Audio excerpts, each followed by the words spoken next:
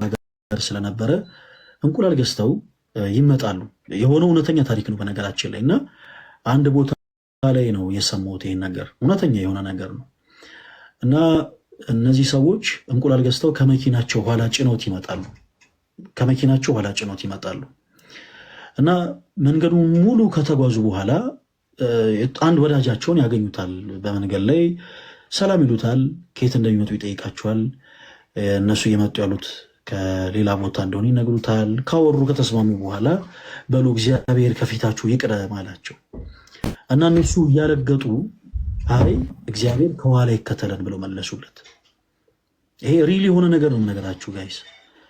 እና ተለያዩ። በመንገዳቸው ሲሄዱ ትንሽ አደጋ ገጠማቸው እና መኪና ውስጥ የነበሩ ሰዎች በአጠቃላይ ተጎዱ። የስብራት የተለያየ አይነት ጉዳት ደረሰባቸው። ደማቸው የተወሰነ የፈሰሱ አሉ፣ ስብራት የገጠማቸው አሉ፣ የተለያየ አይነት ጉዳት ደረሰባቸው። ከኋላ የጫኑት እንቁላል ግን ምንም አልተሰበረ እና ያቺ ንግግር ትዝ አለቻቸው። እግዚአብሔር ከፊት ነበር ወይስ ከኋላ ተብሎ ሲጠየቁ የዛኔ ከኋላ ብለው መለሱ እነሱ። ምክንያቱም በጣም ለመሰበር የሚቀርበው ነገር እንቁላል ሆኖ ሳለ የእነሱ ደማቸው ፈሶ ስጋቸው ተቆርሶ አጥንታቸው ተከስክሶ መኪና ውስጥ ጉዳት ደርሶባቸው ምንም ያልሆኑ እንቁላሉ ነበር። እና አንዳንድ እግዚአብሔር እንዲህ ትንንሽ በሆኑ ነገሮች ምሳሌን ይመስልልናል። እና የኔ ተወዳጆች በምንም ነገር እኛ እንቅደም አትበሩ። በቃ እግዚአብሔር ከፊታችሁ ይቅደምላችሁ። እናት አባቶቻችን እኮ እንደው በጣም መንፈስ ቤትን እንደ ካልቸር አድርገው ነው የያዙት። ከቤታቸው ሲወጡ ሰላም አውለኝ ቀኝ አውለኝ ይባላል አይደል? ቀላል ጸሎት አይደለም። እግዚአብሔር ከፊት እንዲቀርብላቸው የሚማጸኑበት ጸሎት ነውና በዚህ ጉዳይ ላይ እኔ ምንም የምሰጠው ምላሽ የለም። እንደተባለው ፈለገ አትናቴዎስ እያስመሰለ ራሱን ትሁት እያስመሰለ እያጭበረበረ አክት እያደረገ በጣም የብዙ ሰዎችን በእውነት እኔ አሁን እግዚአብሔር በሚያውቀው መቼ ነው ስልጣን ይዤ የነበርኩት ነው ያልኩት። እውነቴን ነው የምላችሁ። በቃ የሆነ ሰዓት ላይ የሆነ ስልጣን ይዤ የሆኑ ህዝቦችን በቃ እንደው በደርዘን ጨፍጭፌ መጣሁ እስከሚመስለኝ ድረስ መቼ ነው ስልጣን ያዝኩበት ቀን አለው ብዬ ራሴን እስከምጠይቅ ድረስ በጣም ግራ የተጋባሁት እና በጣም ብዙ የሆኑ ሰዎች ብዙ ነገር ብለዋል። ለነዛ ሁሉ የሚሰጠው ምላሽ የለም። በህግ አግባብ መጠየቅ የሚፈልጉ አካላቶች ካሉ እኔ ፈቃደኛ ነኝ። በህጋዊ መልኩ እንደውም ጉዳዩ ተይዞ ነገሩ ቢጠራ ሞር ከወሬ በራቀ መልኩ እውነተኝነትን ይዞ ሰው ዘንድ ይደርሳልና ወሬን ግን የምትናፍቁ ሰዎች እስቲ አንተ የሆነ ነገር በልበት ምናምን የምትሉ እኔ ምንም የምሰጠው ምላሽ የለም። መጨረሻ ላይ የምለው ነገር ምንድን ነው እንዳትረሱ፣ የተወረወረውን ድንጋይ በአጠቃላይ መልሼ አልወረውርም። ስለ እውነት ነው የምላችሁ። በዚህ ጉዳይ ላይ የኔም ስም ስታጠፉ የነበራችሁ ሰዎች ምን አይነት ፐርሰናሊቲ እንዳላችሁ ታውቃላችሁ። ምን አይነት ሰዎች እንደሆናችሁ ታውቃላችሁ። ይሄንን በእናንተና በእግዚአብሔር ብቻ ይቅር። እኔ በዛ ዙሪያ ምንም የምለው ጉዳይ የለም። እናንተ የወረወራችሁብን ድንጋይ ግን እንዳትፈሩ፣ እንዳትደነግጡ፣ ሰላማዊ እንቅልፍ ተኙ። ፈለገ አትናቴዎስ መልሶ አይወረውረውም። እናንተ በወረወራችሁት ድንጋይ ግን ቤት ሰርቶ ያሳያችኋል ለማለት ነው። ኦኬ፣ ዛሬ በአንድ ቃል ላይ እንድናወራ ነው የፈለኩት የኔ ተወዳጆች። መጽሐፈ መሳፍንት ምዕራፍ 12 ቁጥር 6 ላይ ባለ ቃል የተወሰኑ ነገሮችን እናወራለን። መጽሐፍ ቅዱሳችን ከሌሎች መጽሐፍት የሚለየው በጣም ብዙ አይነት ነገር አለው። ደጋግመን ከዚህ በፊት ስናወራ እንደነበረው መጽሐፍ ቅዱሳችን በውስጡ 3 አይነት ቃላቶችን የያዘ ነው። አንደኛው ቃለ ሰብ፣ ሁለተኛው ደግሞ ቃለ ነቢያት፣ ሶስተኛው ደግሞ ቃለ እግዚአብሔር ነው። አንዳንዴ ሰዎች የቤተክርስቲያንን ትምህርት ካለመረዳት የተነሳ የቤተክርስቲያንን ትምህርት ለመተቸት ሲሞክሩ በመጽሐፍ ቅዱስ ውስጥ እነዚህ ቃላቶች ራሱ እንዳሉ ስለማያውቁ ስለማይረዱ እንዲሁ በደፈናው እንዲሁ በጭፍኑ ቤተክርስቲያን ትምህርትን ለመተቸት ይሞክራሉ። አልፎ አልፎ ገጥሟችሁ ከሆነ ቃለ ሰብ የምንለው ሰዎች ከልባቸው አፍልቀው የተናገሯቸውን ቃላቶች ነው። እንዲህ አይነት ቃላቶች በመጽሐፍ ቅዱስ ውስጥ አሉ። ሰዎች ከልባቸው አፍልቀው የተናገሯቸው ቃላቶች ለምሳሌ በማርቆስ ወንጌል ምዕራፍ 3 ከቁጥር 22 ጀምሮ ስትመለከቱ ከኢየሩሳሌም የመጡ ጸሐፎች ጌታችን ኢየሱስ ክርስቶስን ቤልዙቤል አለበት፣ ደግሞ በአጋንንት አለቃ አጋንንትን ያወጣል ብለው እንደተናገሩ እንመለከታለን።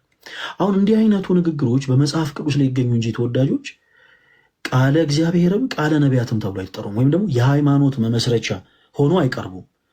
በመጽሐፍ ቅዱስ ላይ ግን በነገራችን ላይ የእግዚአብሔር ቃል እንደተነገረ ሁሉ ታሪክም አብሮ ያለበት መጽሐፍ ነው። በነገራችን ላይ መጽሐፍ ቅዱስ የታሪክ ክፍል አለው እና ታሪክም ጭምር የተቀመጠበት ስለሆነ ቃለ ሰብ የምንለው ቃላቶች በአጠቃላይ በመጽሐፍ ቅዱስ ውስጥ እናገኛቸዋለን። እና አንዳንዴ እንደውም ከቤተክርስቲያናችን ውጭ ያሉ ሰዎች ቃለ ሰብ የሚለውን ንግግር ቃለ ነቢያት የሚለውን ቃለ እግዚአብሔር የሚለውን ስለማያውቁ የቤተክርስቲያንን ትምህርት ለመተቸት ሲሞክሩ ተመልክታችሁ ይሆን? አንዳንድ የእናንተ አምላክ እግዚአብሔር የሚጸጸት አምላክ ነው ብለው የሚያውቁ ሰዎች አሉ። እንዴ እናንተ ክርስቲያኖች የምታመልኩት አምላክ እኮ የሚጸጸት አምላክ ነው የሚሉ ሰዎች አሉ። ካለማወቅ እንደው አውቆ ለመድፈርም አይደለም። እውነት ለመናገር ማንም ሰው አውቆ እግዚአብሔር መዳፈር አይፈልግም። እና ካለማወቅ ግን እናንተ ክርስቲያኖች የምታመልኩት አምላክ የሚጸጸት አምላክ ነው ከየት አመጣችሁ ስትሏቸው እንደ በጣም በቃ ትልቅ ሐሳብ የሆነ እንደ ጂኒየስ ማይንድ እንደሆኑ ሰዎች ልክ የሰባ ሐሳብ እንዳገኙ አድርገው አንድ ጥቅስ ያወጣሉ። ያ ደግሞ ምን የሚል ነው?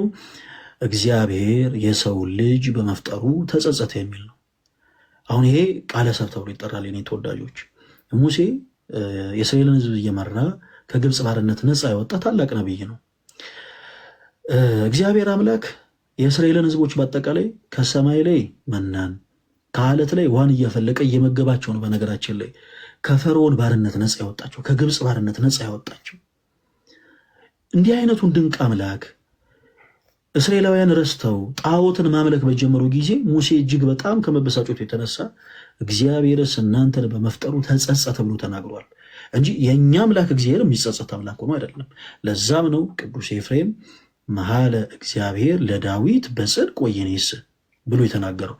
እግዚአብሔር ለዳዊት ማለት ፈጽሞ ምንም አይለ አይጸጸትም ማለት የሚጸጸት አምላክ አይደለም። ሁለተኛው በመጽሐፍ ቅዱሳችን የምናገኘው ቃል እቺን ፓርት ትንሽ የፈጠንኩት ወደ ዋናው ሐሳብ ለመግባት ፈልጌ ነው። እንግዲህ ከፈጠንኩኝ በጣም ይቅርታ አድርጉልኝ። ሁለተኛው በመጽሐፍ ቅዱሳችን ውስጥ የምናገኘው ቃል ቃለ ነቢያት ተብሎ ይጠራል። ቃለ ነቢያት፣ ይሄ ቃል ነቢያት በመንፈስ ቅዱስ ምሪት የተናገሩት ቃል ነው። በመንፈስ ቅዱስ ምሪት ይህን ስናነሳ በጣም ብዙ ጥቅሶችን ማንሳት እንችላለን። ለምሳሌ ከዛ ውስጥ ትንቢተ ኢሳይያስ ምዕራፍ 7 ቁጥር 14ን ብናነሳ በመንፈስ ቅዱስ ምሪት ነቢዩ ኢሳይያስ ስለ እመቤታችን ስለ ቅድስት ድንግል ማርያም የተናገረው ትንቢት እንመለከታለን። ትንቢቱ እንደውም በማቴዎስ ወንጌል ምዕራፍ 1 ከቁጥር 22 ላይ እንደተፈጸመ ራሱ መልአኩ ቅዱስ ገብርኤል እንደተናገረ ሐዋርያው ቅዱስ ማቴዎስ አስቀምጦታል። በነቢያት እነሆ ድንግል ጸንሳለች ወንድ ልጅንም ትወልዳለች ስሙንም አማኑኤል ብለው ይጠሩታል የተባለው ይፈጸም ዘንድ ይህ ሁሉ ሆነ ብሎ መልአኩ አብስሮታል። ይሄው ራሱ ትንቢት በትንቢተ ኢሳይያስ ምዕራፍ 7 ከቁጥር 14 ላይ እናገኘዋለን። እንዲህ አይነት ቃላቶች ቃለ ነቢያት ተብሎ ይጠራሉ። ቃለ እግዚአብሔር የምንለው ደግሞ አምላካችን እግዚአብሔር የተናገረውን ቃል ነው። በሐዋርያቱም ጭምር ያለውን ማለት ነው። በሐዋርያም ጭምር የተነገረውን ዛሬ እቺ ያነሳናት ቃል እጅግ በጣም መሰረታዊ ቃል ነች። ተወዳጆች በደንብ አድርጋችሁ ተከታተሉ። ይህንን ቃል የምናገኘው መጽሐፈ መሳፍንት ምዕራፍ 12 ቁጥር 6 ላይ ነው። መጽሐፈ መሳፍንትን ቤታችሁ ገልጣችሁ ከምዕራፍ 11 ጀምሮ ስትመለከቱት ዮፍታሔ ስለሚባል ስለ አንድ ግለሰብ ነው የሚናገረው ያ ክፍል። ዮፍታሔ በጣም ከወገኖቹ የተገለለ ሰው ነበር። በጣም ከወገኖቹ የተገለለ፣ ወገኖቹ የናቁት፣ በቃ በጣም ተዋርዶ ተንቆ ታቃሉ ይኖር የነበረ ሰው ነበር እና ታሪኩን አሳጥሬ ልንገራችሁ። እናም እግዚአብሔር እርሱን ማስነሳት በፈለገ ጊዜ በእነዚህ ወገኖቹ ላይ የገለዓድ ሕዝቦች በጦርነት ተነሱባቸው እና እነዚህ ሰዎች በጦር የተነሱባቸውን ሕዝቦች ከመፍራታቸው የተነሳ እኛን የሚመራ በጦር ሜዳ ሄዶ ድል የሚነሳልን መሪ ያስፈልገናል፣ ስለዚህ የግድ ዮፍታሔን አምጥተን መሾም አለብን ብለው ወሰኑ። ክርስቲያኖች አንዳንዴ በህይወታችሁ መገፋታችሁ አንዳንዴ ለንግስ ነው። እያንዳንዱ ሰው በህይወት ፈተናው ብዙ መናቅ፣ ብዙ መሰደብ፣ ብዙ መተቸት ያጋጥሟል። ምናልባት የተለያየ አይነት መጠን ሊኖረው ይችላል፣ ግን ሁሉም ሰው ያጋጥሟል እና ሁሉ ነገር ለበጎ ነው ስንል በነገራችን ላይ በምክንያት ነው። ለበጎ እንደሆነ የምናውቀው መቼ ነው? እግዚአብሔር ሁሉን ነገር ለበጎ ካደረገው በኋላ እና አንዳንድ ጊዜ የአንዳንዶቻችን መገፋት የአንዳንዶቻችን መናቅ ለንግስ ነው። ለንግስ ዮፍታሔ ልክ በዛ ልክ ተዋርዶ የነበረው ለምንድን ነበረ? ለንግስ ነበረ። በገዛ ወገኖቹ ነበር የተናቀው። በገዛ ወገኖቹ ነበረ የተዋረደው። የነገሰው ግን በእግዚአብሔር ሆነ። ኢቨን በእነሱ ራሱ አይደለም። እና እዛ የመጽሐፍ ቅዱስ ክፍል ላይ ዮፍታሔ በላያቸው ይነግሳል።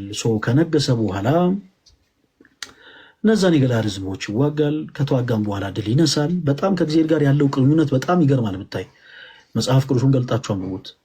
ከዛ በኋላ እጅግ በጣም በትዕቢት የተሞሉ ኤፍሬማውያን የሚባሉ ሕዝቦች ነበሩ።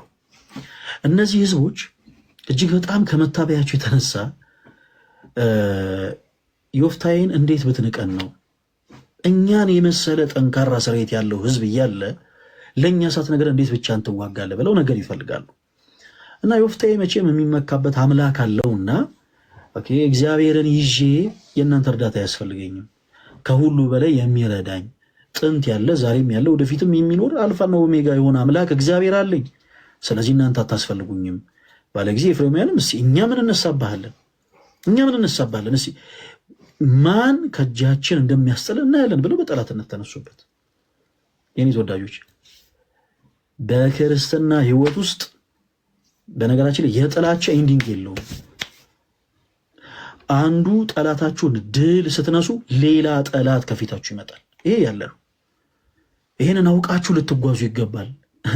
ይሄንን የማያውቅ ሰው በአጠቃላይ ግን በቀላሉ ይሰበራል። በነገራችን ላይ በጣም ብዙ የተሰበሩብን አገልጋዮች አሉ።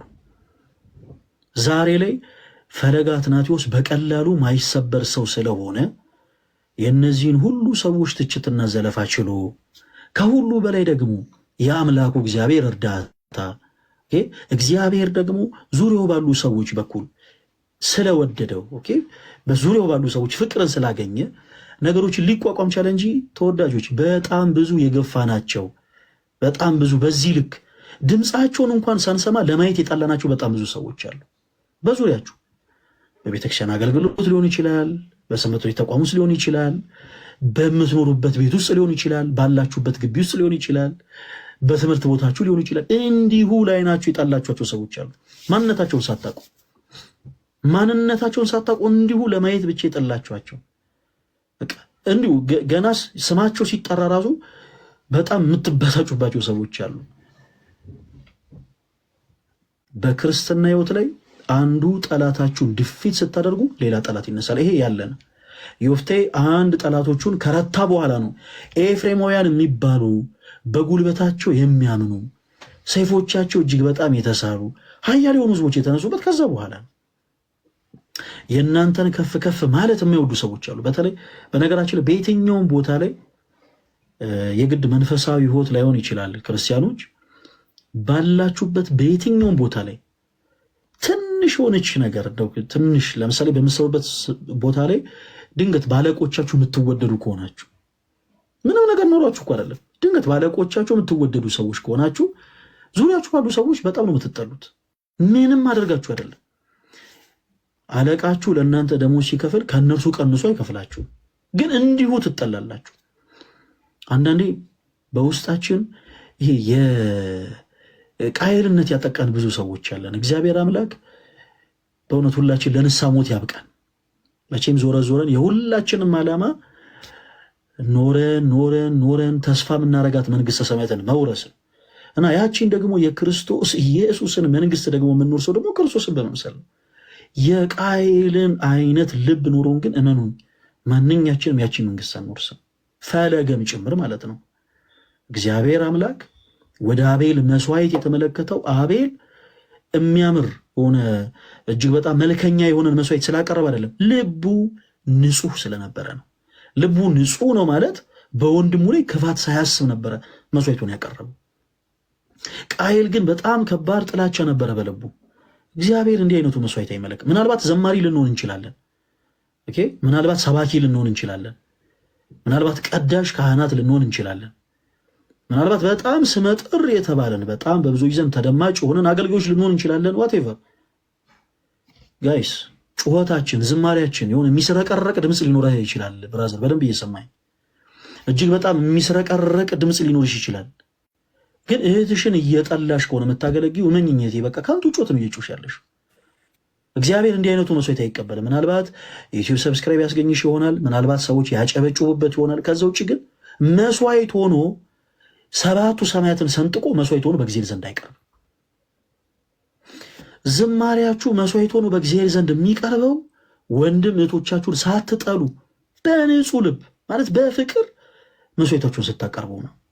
ስብከቶቻችሁ ዙሪያችሁ ያሉ ወንድሞቻችሁን እየጠላችሁ፣ ዙሪያችሁ ያሉ ወንድሞቻችሁን እየናቃችሁ፣ ዙሪያችሁ ያሉ ወንድሞቻችሁ ላይ ቂም እየያዛችሁ ከሆነ የሚሰቡት እመኑኝ፣ ምናልባት እንደው መምህር ገሌ እኮ አቤት ድምፃቸው ሊባልላችሁ ይችላል። መቼም የኛ ምን የዋ ነው።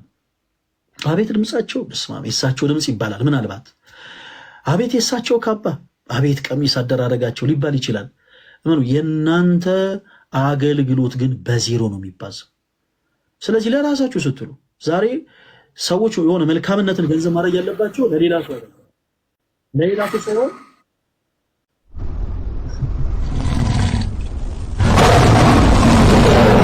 ሰው ይለፍ ብዬ ነው። ደግሞ በዚህም የተነሳ ደግሞ ጥመዱኝ አሏቸው። ስለወደዱኝ ነው የሰጡ። ይወዱኛል ደግሞ ይሰጡኛል እንደውም ትላለህ። እሺ እንቀጥል እና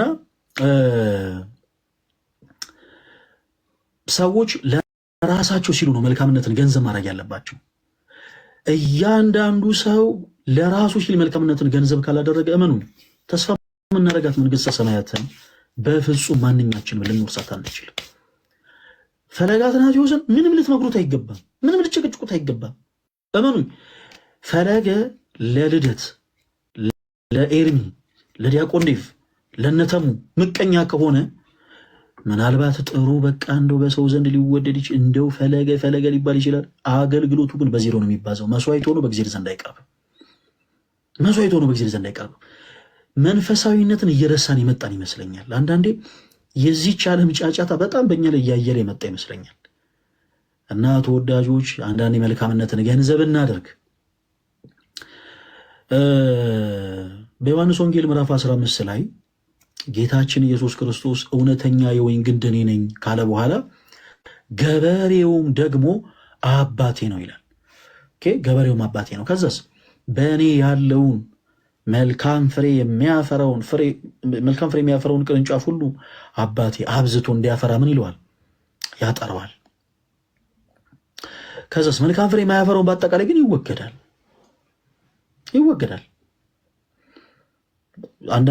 አንድ አባባል አለ። ይሄ ሰው በጣም ክርስትና ሕይወት በጣም ይለያል ተወዳጆች፣ ከዓለም ተቃራኒ ነው ሁልጊዜ።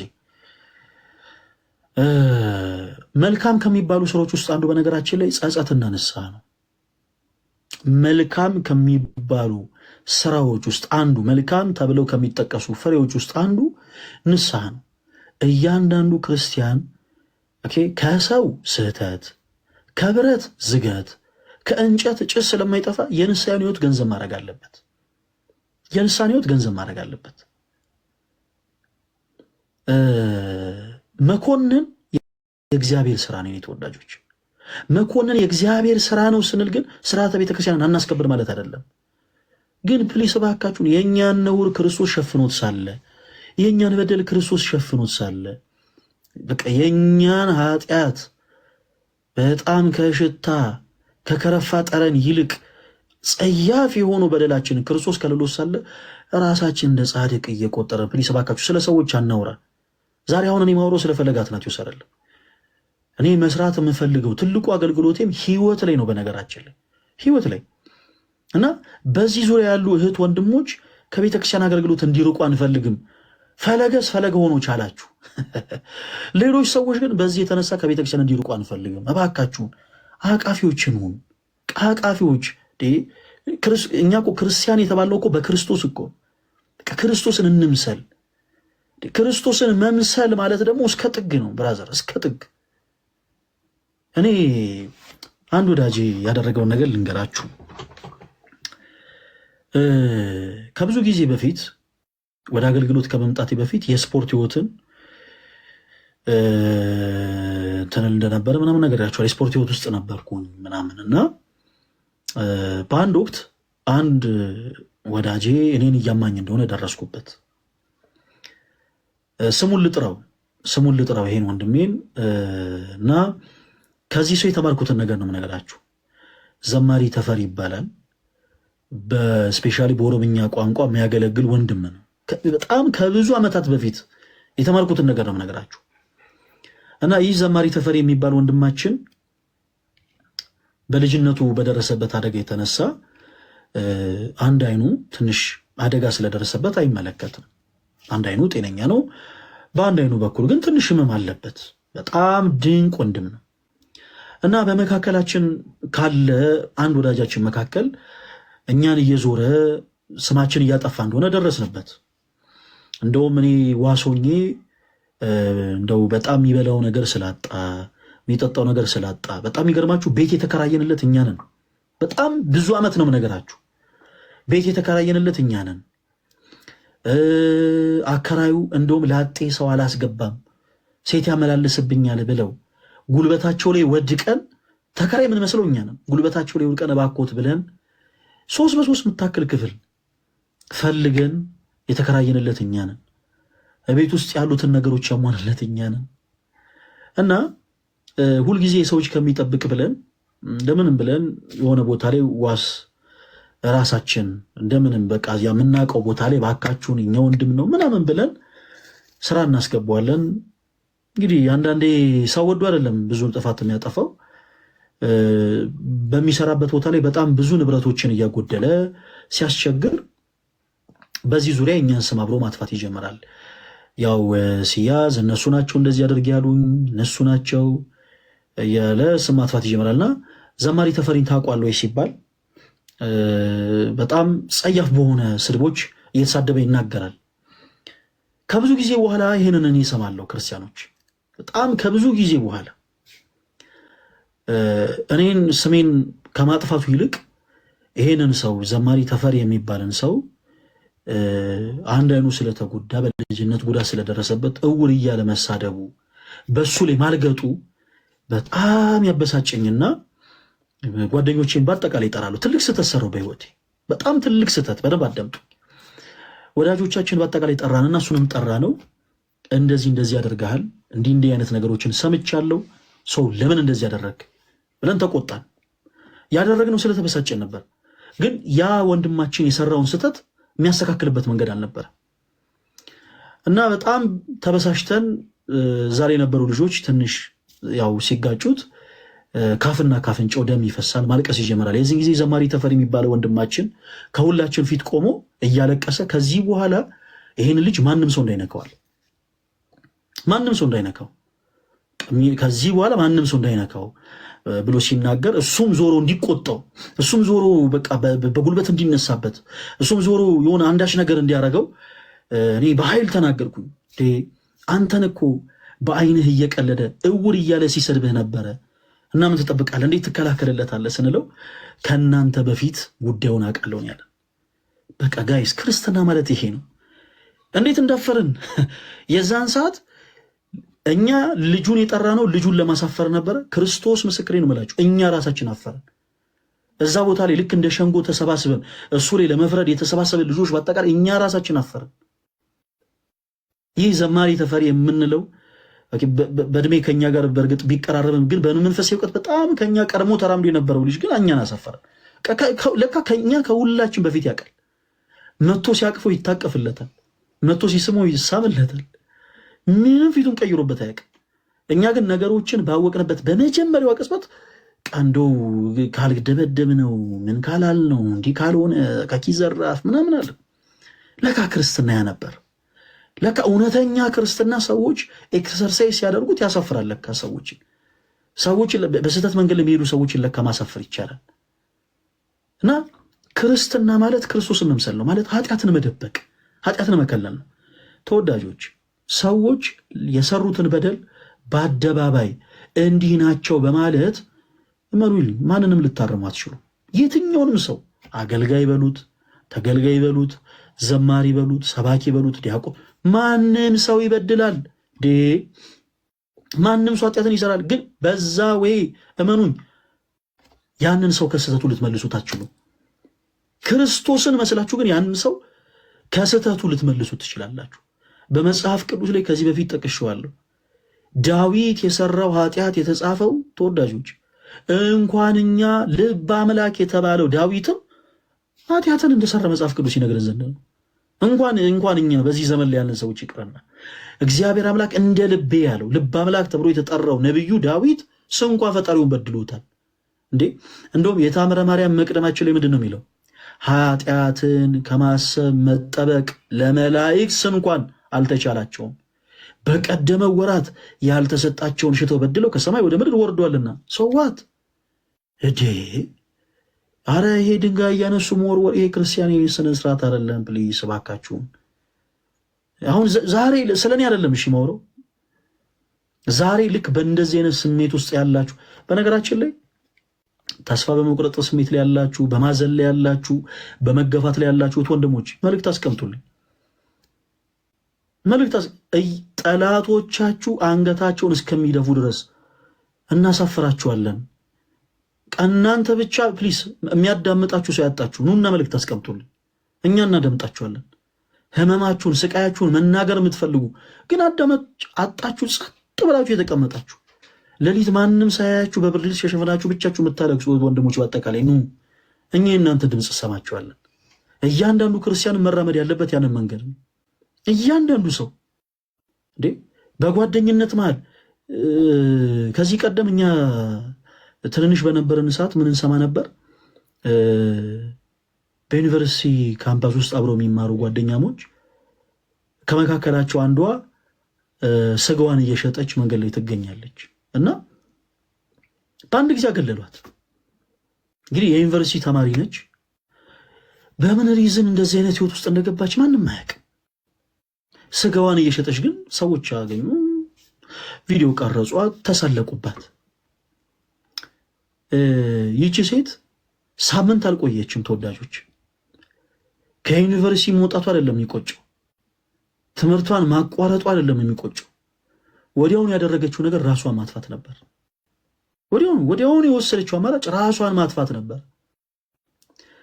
ራሳቸውን በሚያጠፉ ሰዎች ህይወት ውስጥ አስተዋጽኦ የምናበረክት ሰዎች ያለን፣ በነገራችን ላይ ንስሐም ያስፈልገን።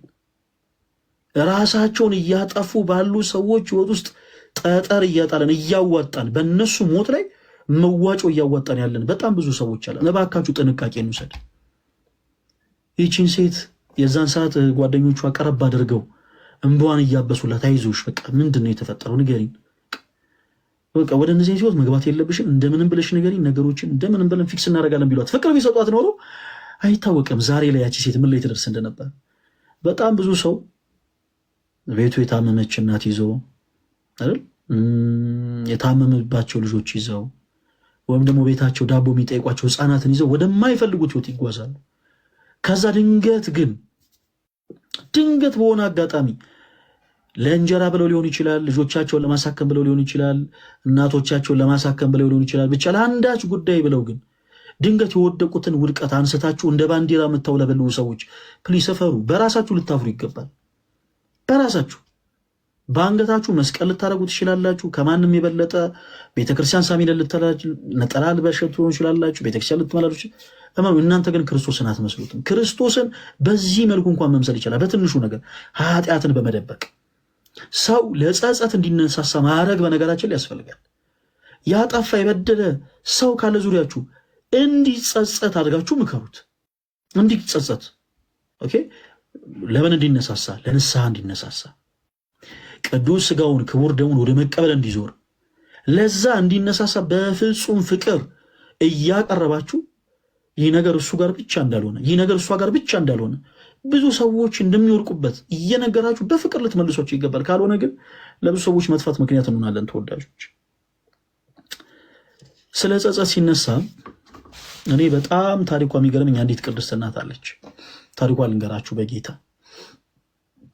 በጣም በቃ ታሪኳ በጣም የሚገርመኝ አንዲት ቅድስት እናት አለች። ፍቅር የያዛት መነኩሴ ተብላ ትጠራለች። ከዚህ ቀደም በጣም ታሪኳን በተደጋጋሚ የተናገርኩ ይመስለኛል።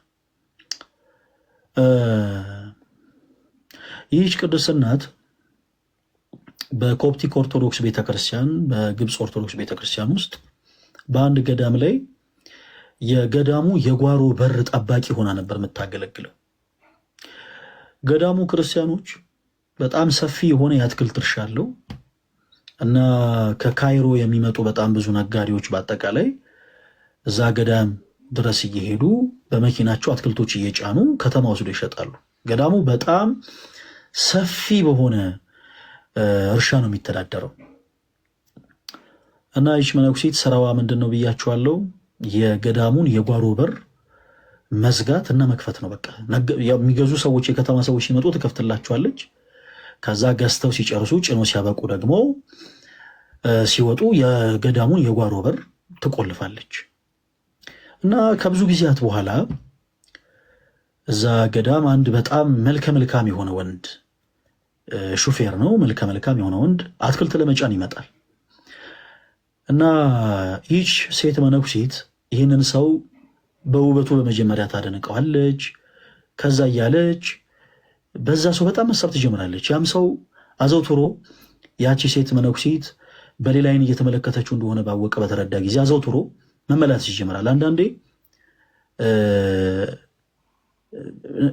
በጣም ብዙ ጊዜ መነኩሰ ማለት ሞተ ማለት ነው።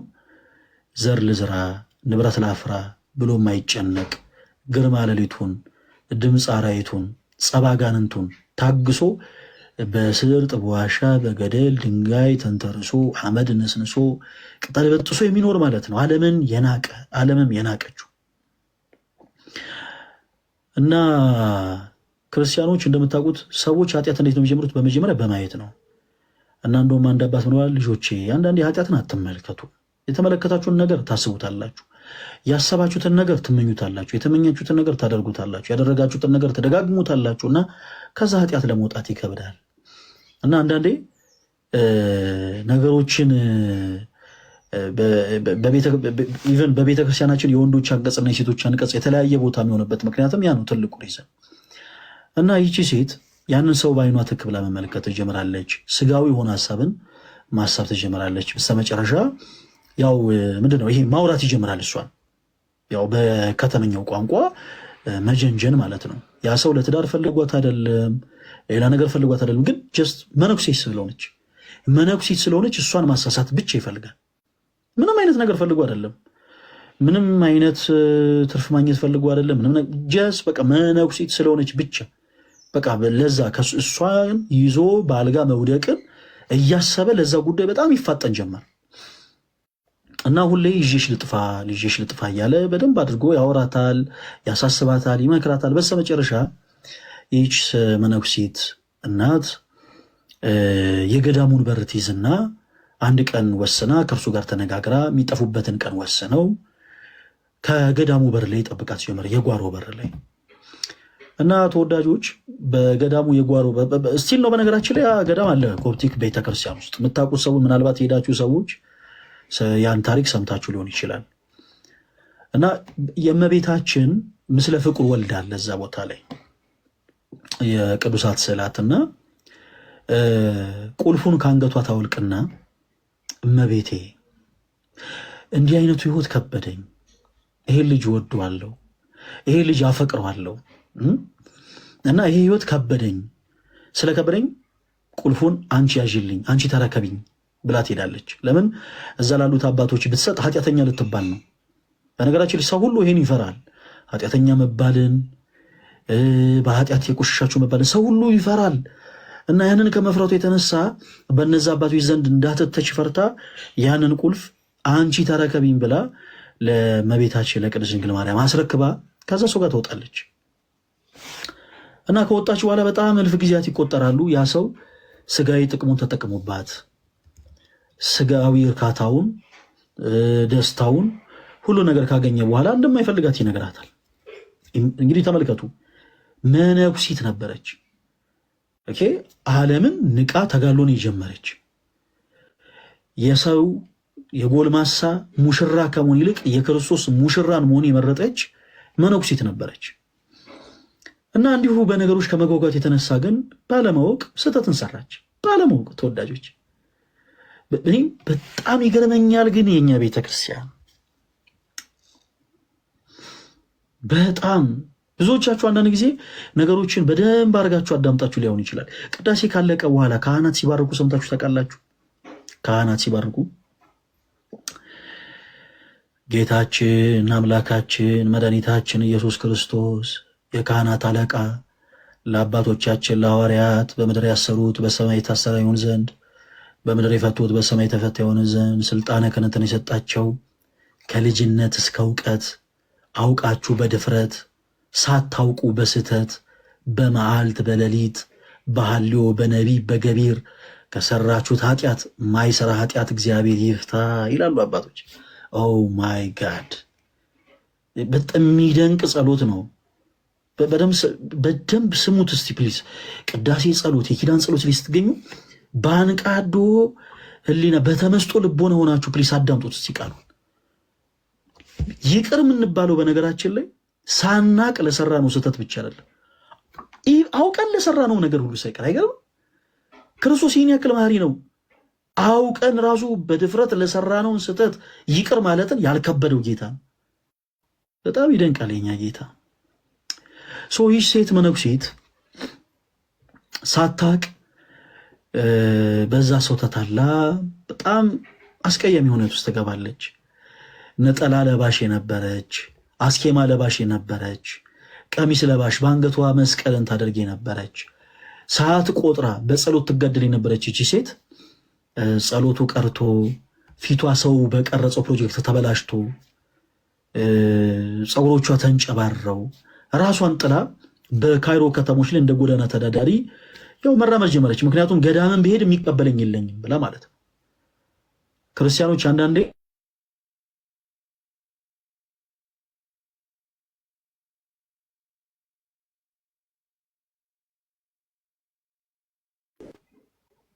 እንግዲህ እንዳይቆራረጥ በተሻለ መጠን ፕሊስ ኮፒ ሊንክ አድርጉልኝ። የኔ ተወዳጆች ኮፒ ሊንክ አድርጉልኝ በጌታ ፍቅር እሺ፣ እንዳይቆራረጥ። ይህ ሴት መነኩሴት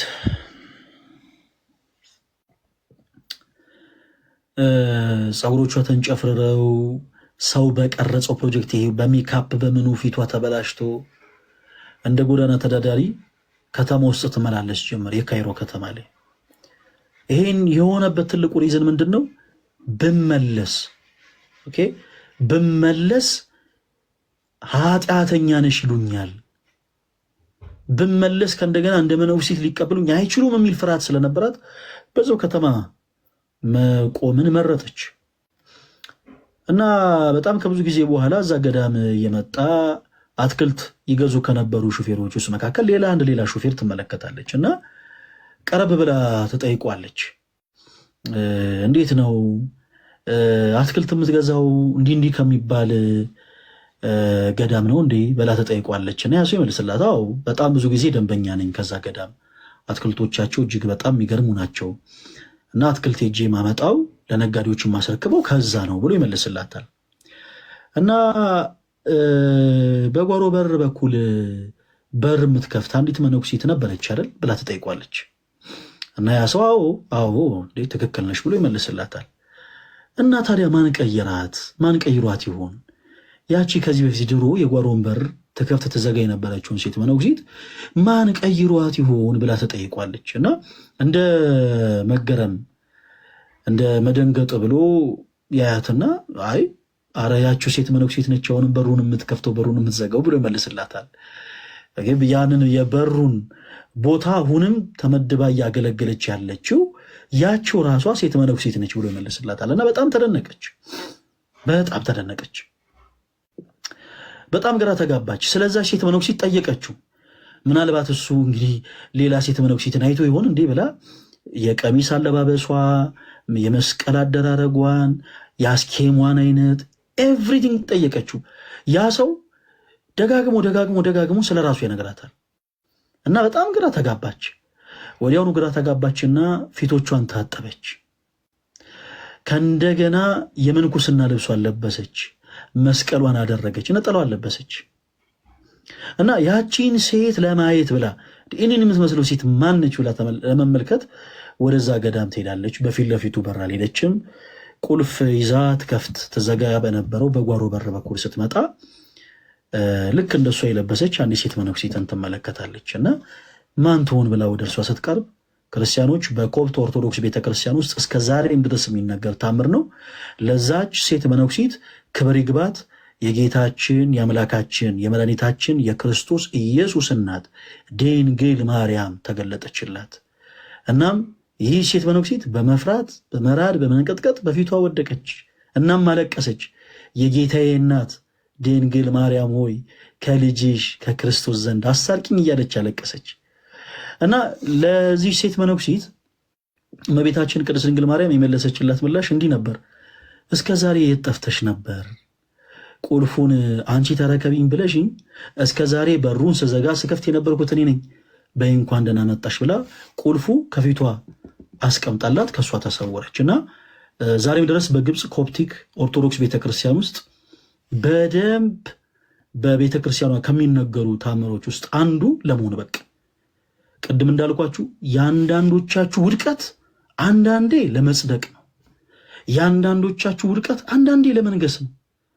የአንዳንዶቻችን ደግሞ ውድቀት አንዳንዴ ዳግም ለመታጠብ ነው። እና ክርስቲያኖች በኑሯችሁ፣ በሕይወታችሁ፣ በትምህርት ገበታችሁ፣ በትዳራችሁ፣ በሁሉም አይነት ሕይወት ሁላችሁም ልትወድቁ ትችላላችሁ። ማንም ሰው ይወድቃል። ግን መነሳት እንዳለ ማሰብ አለብን። መነሳት እንዳለ መረዳት አለብን።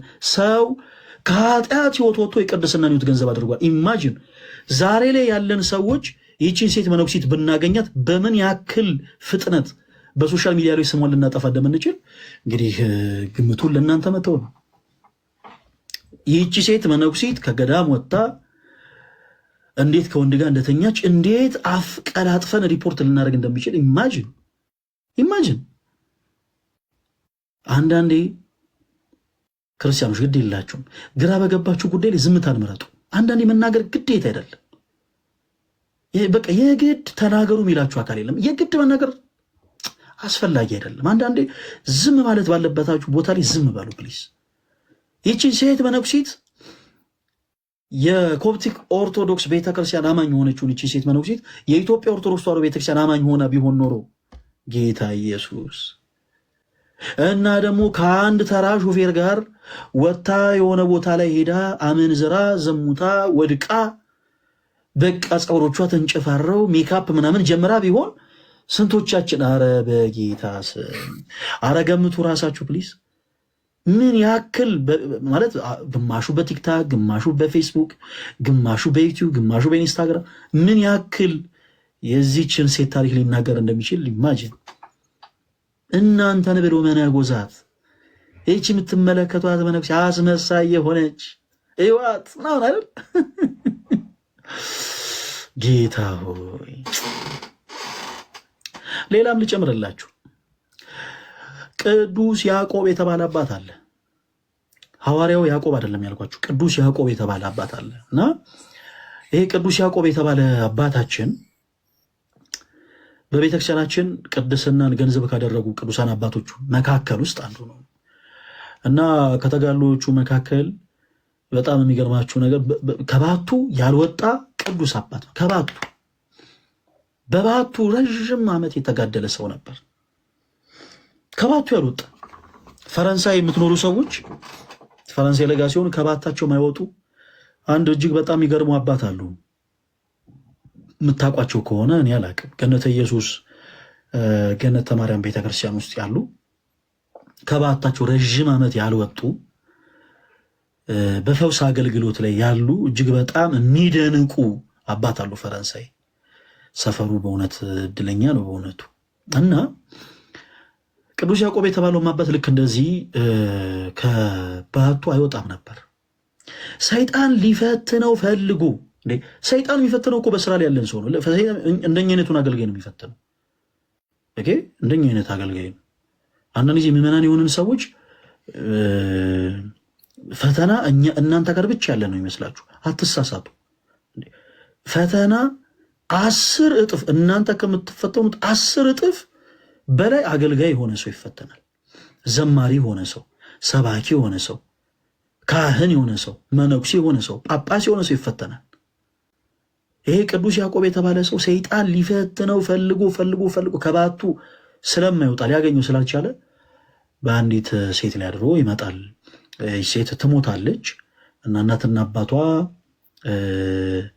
ቅዱስ ያዕቆብ አንተ ቅዱስ አባት ነህና እባክህ ጸሎት አድርገህ ከሞት አስነሳልን ይሉታል።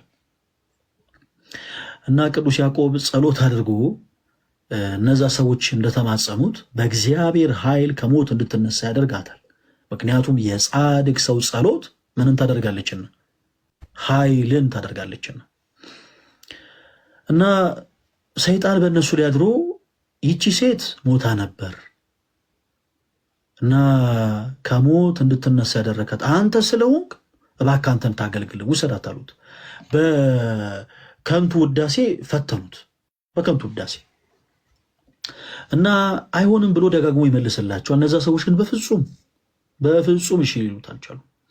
በፍጹም ይህች ሴት ልጃችን ሞታ ነበር፣ ስለዚህ ከሞት እንድትነሳ አድርጋታል፣ አንተው በዓቱ ውስጥ ገብታ ታገልግል ብለው ይማጸኑታል።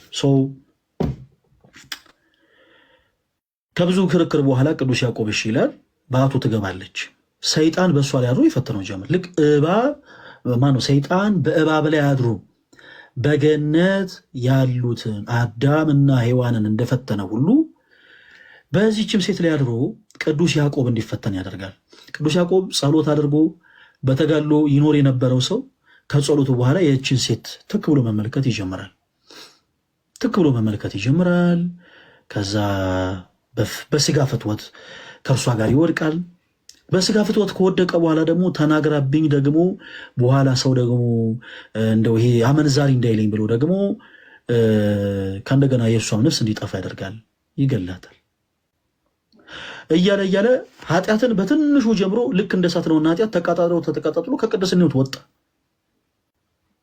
ምንም ይሄ ቅዱስ በተጋድሎ ይኖር የነበረ ጸባጋንንትን ይቋቋም የነበረው ቅዱስ ያዕቆብ ከተጋድሎ ወጣ። ከብዙ ተጋድሎ በኋላ ግን በእግዚአብሔር እርዳታ በንስሐ ሕይወት ተመላልሶ ከጌታው ከአምላኩ ከክርስቶስ ኢየሱስ ጋር በንስሐ ዳግም ከእንደገና ታርቆ ቅዱስ ሥጋውን ክቡር ደሙን ተቀብለው ቅዱስ ያዕቆብ ከብዙ ጊዜያት በኋላ ከእንደገና የቅድስናን ሕይወት ገንዘብ አድርጓል። ኢማጂን ይህ ቅዱስ አባት ዛሬ በቤተክርስቲያናችን ቢኖር፣ ዛሬ በዚች ሀገር ቢኖር ስንቶቻችንን ይህን ሰው ከቤተክርስቲያን እንዲርቅ ዳግም ጭራሽ ቤተክርስቲያን ግቢ ሁሉ እንዲመጣ እንፈልግ። ቤተክርስቲያን ቅጥር ግቢ ውስጥ እንዲመጣ ሁሉ እንፈልግ። አንዳንድ ጊዜ አንዳንድ ሰዎች ይሄ ጤናማ አስተሳሰብ አይደለም። በነገራችን ላይ የሆነ ሰው መጥቶ ወደ ቤተክርስቲያን ተመልክተውት ያንን ሰው ከቤተክርስቲያን ማባረርን እንደ ጀብዱ አድርጎ የሚናገሩ ሰዎች አሉ። ክርስቲያኖች እንኳን ቤተክርስቲያን ውስጥ መግባት ይቅርና ያ ሰው ተኝቶ ከእንቅልፉ ነቅቶ እንዲነሳ ያደረገው እግዚአብሔር ነው። ለምን? ያ ሰው በንስሐ ሕይወት ተመላልሶ ክርስቶስ ወደ እርሱ ዳግም እንዲቀርብ ይፈልጋልና። ለአንዳች ምክንያት ቤተክርስቲያን መጥቶ በቤተክርስቲያን ውስጥ ያለውን ቃል እንዲሰማ ይፈልጋል እግዚአብሔር። እና ባካችሁ እየገፋችሁ ሰው አታስወጡ፣ ሕፃናትን አትከልክሏቸው፣ ወደ እኔ ይምጡ ተዋቸው ያለው ጌታችን ኢየሱስ ለዛ ነው። ሕፃናት የተባሉት በነገራችን በዕድሜ ሕፃን የሆኑትን ሳይሆን በመንፈስ ሕፃን የሆኑትን ገና ወደ ቤተክርስቲያን እየቀረቡ ያሉትን ነፍሳት በፍጹም ጠንካራ በሆኑ ቃላቶች ልናረቃቸው አይገባምና ሰዎች በኃጢአት መንገድ ሲመላለሱ የንስሐን ዕድሜ እግዚአብሔር ይሰጣቸዋልና እባካችሁን በቻልነው አቅም እኛ የሰውን ኃጢአት ተንታኞች አንሁን። የሁላችንም ዓላማ ቅድም ምንድን ነው ብያችኋለሁ፣ ኖረን ተስፋ የምናደርጋት መንግሥተ ሰማያትን ምን ማለት መውረስ። ስለዚህ ለራሳችን በመጀመሪያ እንዳን፣ ለራሳችን መልካምነት እንሯሯጥ። እንደ ቃየል አይነት ልብ ይዛችሁ መዝሙር እየዘመርን እግዚአብሔር እናመሰግናለን የምትሉ ሰዎች አትድከሙ። ምን አደከመ? ቀየምን ብዙ መጮህ ነው። በቃ ጉሮሮ አይሰንጠቅ። በቃ ዝም ብለህ ጉሮሮን አሰንጥቀው በከንቱ እመነኝ። መስዋዕት በእግዚአብሔር ዘንድ ተቀባይነት አይኖረውም። ከእኔ በላይ ሰባኪ የለም የምትል በልብህ የቃየል ልብ የያዝክስ ግለሰብ ካለም እንዲህ አይነቱ አገልግሎትን እግዚአብሔር በፍጹም አይቀበሉም። አገልግሎት በዜሮ ነው የሚባዘው። ካህንም ሆነን መነኩሴም ሆነን ፍቅር ከሌለን ከንቱ ነን። እመኑ። ፍቅር ከሌለን ምንድነን? ከንቱ ነን። ቅዱስ ጳውሎስ የመላእክትን ቋንቋስ እንኳን ባውቅ፣ ድዊ በፈውስ፣ እውር ባበራ፣ ጎባጣ ባቀና፣ ሽባን ብተረትር፣ ይሄን ሁሉ እንኳን ባደርግ ፍቅር ከሌለኝ ግን ምንድነኝ አለ? ከንቱ ነኝ። ምንም ነገር ልታደርጉ ትችላላችሁ ለቤተክርስቲያናችሁ፣ ምንም ነገር። እኔ ለቤተ ክርስቲያኔ ሞቻለሁ፣ ታስሬያለሁ፣ እኔ ለቤተ ክርስቲያኔ መስዋዕትነት ከፊት ብራዘር፣ ምንም ልታደርግ ትችላለህ። ለወንድሞች ግን ፍቅር ከሌለ ጳውሎስ እንዳለው ከንቱ ነህ። እህቴ ምንም ለቤተ ክርስቲያንሽ ዋጋ ልትከፊ ትችላለሽ። በብዙ ሹማምንትና መኳንንት ፊት ስለ እምነትሽ ብለሽ ለስጋሽ ለደምሽ ሳትፈሪ ሳትሳሺ ብዙ መስዋዕትነትን ተቀበለሽ ሊሆን ይችላል። ግን እመኚኝ፣ ዙሪያሽ ላሉ እህቶችሽ ፍቅር ከሌለሽ ግን ከንቱ ነሽ። አለቀ። በገንዘቦቻችሁ ቤተክርስቲያን ልታሰሩ ትችላላችሁ። ትልልቅ ካቴድራል ልታስገነቡ ትችላላችሁ። ለካህናት ደሞዝን ልትከፍሉ ትችላላችሁ። ትልልቅ አብነት ትምህርት ቤቶችን ልታቋቁሙ ትችላላችሁ። ቤተክርስቲያን ችግር ውስጥ በወደቀችበት ሰዓት እናንተ ብቻችሁን ሆናችሁ ትልቅ ዋጋ ከፍላችሁ ሊሆን ይችላል። ለዚች ቤተክርስቲያን ታሰራችሁላት ሊሆን ይችላል። ለዚች ቤተክርስቲያን ደምታችሁላትም ጭምር ሊሆን ይችላል። ለዚች ቤተክርስቲያን ሰዎች ቤተክርስቲያንን ሆዳቸውን ለማከለ ነገር ፈልገዋት ስጋቸውን ሲያደልቡ ሆዳቸውን ሲያጠግቡ ሲበሉ ንብረትን ሲያፈሩ እናንተ ለዚች ቤተክርስቲያን ደህይታችሁላት ሊሆን ይችላል። ብዙ ዋጋ ከፍላችሁላት ሊሆን ይችላል። እመኑኝ። በኃጢአት ወርቆ ያለው ወንድማችሁን ግን በፍቅር ካባ አቅርባችሁ እማትመክሩ ሰዎች ከሆናችሁ፣ በልባችሁ ጥላቻ ካለባችሁ ከንቱ ናችሁ። አለቅ እና ከሰሞኑ የነበረው ነገር ያ ነው ባጭሩ። ፈለገ አትናቴዎስን ስታደንቁ የነበራችሁ ቶች ወንድሞች፣ ፈለገ አትናቴዎስን ዳግም እንዳታደንቁት። ዳግም ፈለገ አትናቴዎስ ተጽዕኖ ፈጣሪ ነው ሲባል፣ በእርግጥ እኔን የሚጠሉ ሰዎች እንዲህ ሲባል ሲሰሙ ራሳቸውን ስለሚያዞራቸው አረፋ ስለሚደፍቃቸው ዝም አልኩኝ እንጂ ጌታ ምስክሬ እኔ ተጽዕኖ ፈጣሪ አይደለሁ። ፈለገ አትናቴዎስ ጀግና ሆኖ አይደለም እነዚህን ሁሉ ሰዎች የተቋቋሙ። አለቅ። ግን እግዚአብሔር የልባቸው መሻት እንዲሳካ ያደርግም። የት ሄዶ የኛ አምላክ? እኔ በጣም የምወደው ቅዱስ አባታችን አቡነ ሀብተ ማርያም የጸለዩ ጸሎት ይገርመኛል። የሮብ ገላቸው ላይ ፕሊስ ገብታችሁ አንብቡት። ምን እንዳሉ ታውቃላችሁ? ጌታ ሆይ ያሉት ነፍሴን ለሚያስጨንቃት አሳልፈ አትስጥ። እንደው ፕሊስ ሁላችሁም ስትጸልዩ ይህን ጸሎት በደንብ አድርጋችሁ ጸልዩ። ነፍሴን ለሚያስጨንቃት አሳልፈ አትስጥ በሉት። አለቅ። እናንተ ቺን ጸሎት ጸልዩ። ከዛ ጠዋት ይወላችሁ የሚገርም ቁርስ ብሉ። ጥሩ ጸሎት ከጸለያችሁ በኋላ ጠዋት የሚገርም ቁርስ። እነዛ ሰዎች እናንተ ላይ ብረት እየሳሉ ሰይፍን እየቀጠቀጡ ሰንሰለት እያዘጋጁ እናንተ በጌታ ሰላም ከቤታችሁ ወጥታችሁ የምትፈልጉትን ነገር ሸምታችሁ ወዳጆቻችሁን አግኝታችሁ ተዝናንታችሁ በጌታ ሰላም ቤታችሁ ተመልሳችሁ እግዚአብሔር ሆይ ሰላም እንደዋልከኝ ሰላም አሳድረኝ ብቻ በሉት። የጨለመውን ጊዜ አሳልፎ አንግቶ ዳግም ደግሞ መሽቶ እናንተን በሰላም እንድታርፉ ስላደረገ አመስግኑት። አለቀ። ከዛ በኋላ ያለው ነገር ለእግዚአብሔር ተዉት። ከእናንተ ጋር የተዋጉ ይመስላችኋል?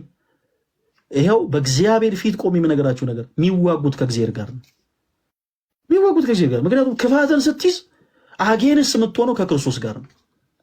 ክፋትን ይዞ ክርስቶስ የረዳው አንድም ፍጡር የለም። ተንኮልን በልቡ ይዞ አንድንም ፍጡር ክርስቶስ ረድቶ ያውቃል። ሸርን፣ ተንኮልን ጌታ ይጸየፋል። አለቅ።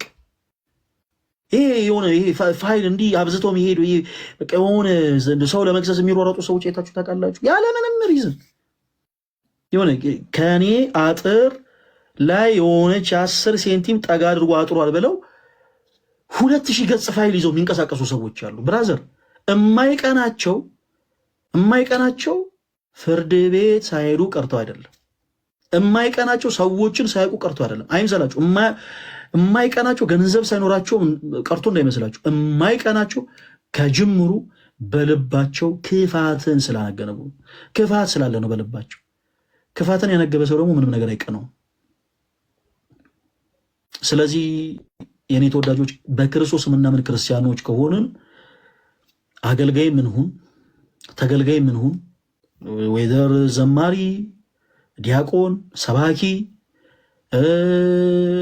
ካህን፣ መነኩሴ፣ ቆሞስ፣ ኤጲስቆጶስ፣ ጳጳስ፣ ሊቀ ጳጳስ፣ ፓትርያርክ ምንሁን ግን ለወንድሞቻችን ፍቅር ሊኖረን ይገባል። ካልሆነ ግን ከንቱ ነን። አለቀ። እና ደግሞ በጣም የሚገርማቸው ነገር የእግዚአብሔር ድንቅ አሰራሩ የሚገርመኝ የእያንዳንዱ ሰው አፍ ሲከፈት ጭንቅላት እንዲታይ ያደርጋል እግዚአብሔር። እባካችሁ ከሳሽ አትሁኑ ተወዳጆች። ከዚህ ሰዓት ጀምሮ በቻልነው አቅም እያንዳንዳችን በጣም ፍቅር አጥተው የራቁት ወንድሞቻችን እናቅርባቸው። በዙሪያችን ያሉ የግድ ሶሻል ሚዲያ ላይ መሆን የለበትም። ዙሪያችሁ ፍቅርን አጥተው የራቁ ብዙ ሰዎች አሉ። የጥፋተኝነት ስሜት ተሰምቷቸው ቤተ ክርስቲያን መሄድ በጌታስ አይታችሁ ታውቃላችሁ? ኃጢአተኛ የሆኑ ሰዎች እንዴት ቤተክርስቲያን ግን እንደሚፈሩ። እኛንን እኮ ደፋሮቹ፣ እኛንን ደፋሮቹ። እንደው ዝም ብለን ከነጫማችን መቅደስ የምንገባ ደፋሮቹ እኛንን። ምንም ነገር ሳንጨርቅ ዝም ብለን እንዳዳራሽ ዘው ብለን ገብተን ዘው ብሎ ለመውጣት የምንሞክር ደፋሮች እኛንን። በኃጢአት ያሉ ሰዎችን ተመልከቷቸው። እነዚህ ኃጢአተኞች እያለን እኛ ደፋሮቹ ነጠላ ለብሰን በመቅደስ የምንገኘውን ተዉት፣ ቆይ እንመለስበታለን። ኃጢአተኞች የምትሏቸው ሰዎች ግን ምን ያክል ቤተክርስቲያን እንደሚፈሩት ተመልከቷቸው። መቅደስ ውስጥ ሳይገቡ ገና ከሩቅ ነው መሬት ላይ ተንበርክከው ሰላም ለኪ ቅድስት ቤተክርስቲያን ብለው ጌታቸው አምላካቸው መሬታቸውን ኢየሱስ ክርስቶስን አመስግነው ለእርሱም ያምልኮ ስግደትን ሰግደውለት የሚሄዱት። ስለዚህ ፕሊስ እናቅርባቸው። የሆነ ሰዓት ላይ የፊዮና ልደት ላይ ተገኝቶ ምናምን ሲባል የነበረው ነገር አለ። እንደምታውቁት ግልጽ ነው ሐሳቡ። የኔ ተወዳጆች እነዚህን ሁሉ ወንድሞቻችን ልናቀርባቸው ይገባል።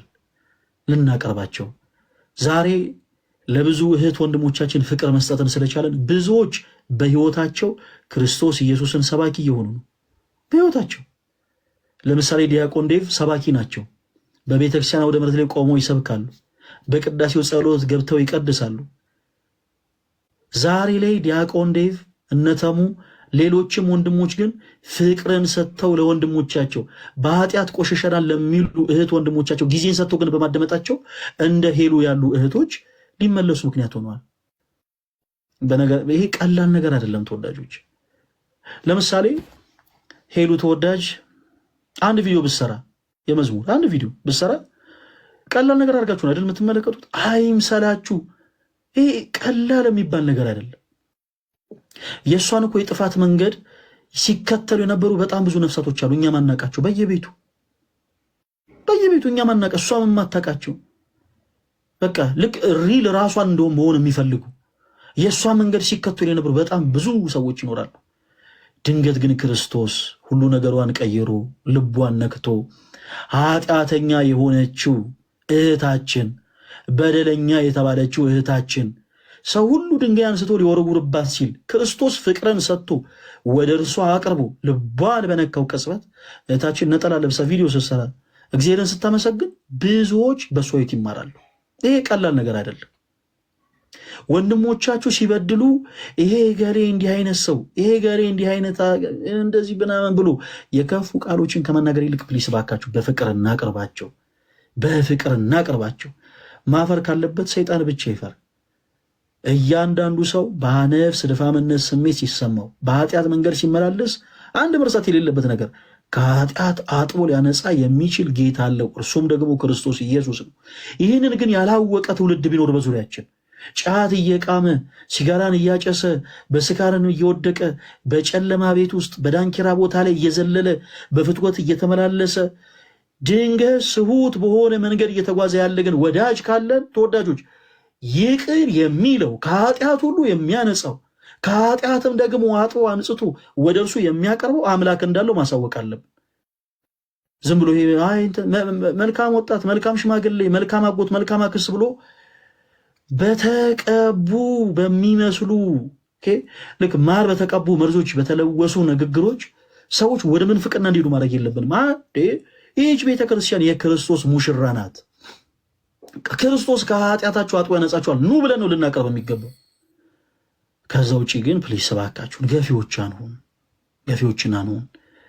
የእያንዳንዳችን ኃጢአት የእያንዳንዳችንን በደል የእያንዳንዳችንን ሸክም አጥቦ አንጽቶ ያቀለለ አምላክ አለን። ስለዚህ እኛ ክርስቲያን የተባልነው በእርሱ በክርስቶስ ነውና ክርስቶስን እንምሰል፣ ክርስቶስን እንምሰል።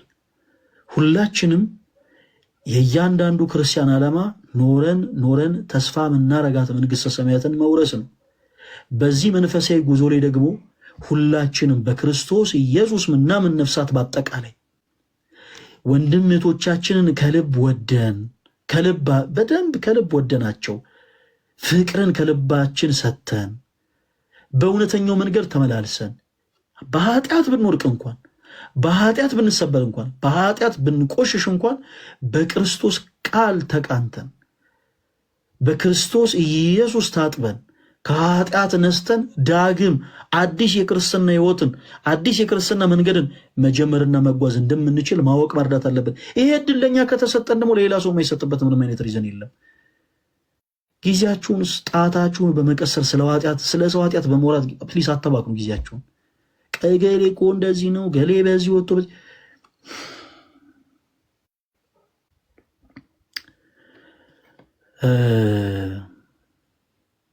ግን በዚህ አይነት ችግር ውስጥ ያላችሁት ወንድሞቻችን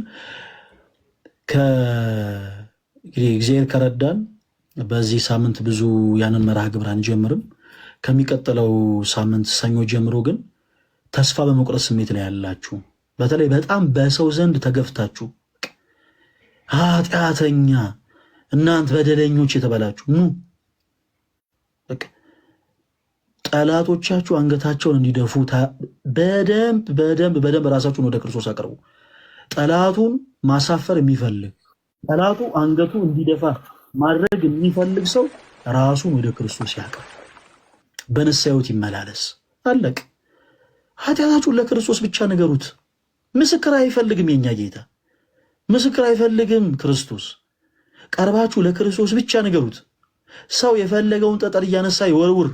እናንተ በወረወሩት ጠጠር በወረወሩት ድንጋይ ቤት ሰርታችሁ አሳዩዋቸው። ሰዎች ስለ እናንተ ሌሊቱን ሙሉ ሊያወሩ ይችላሉ እንቅልፍ አጥተው።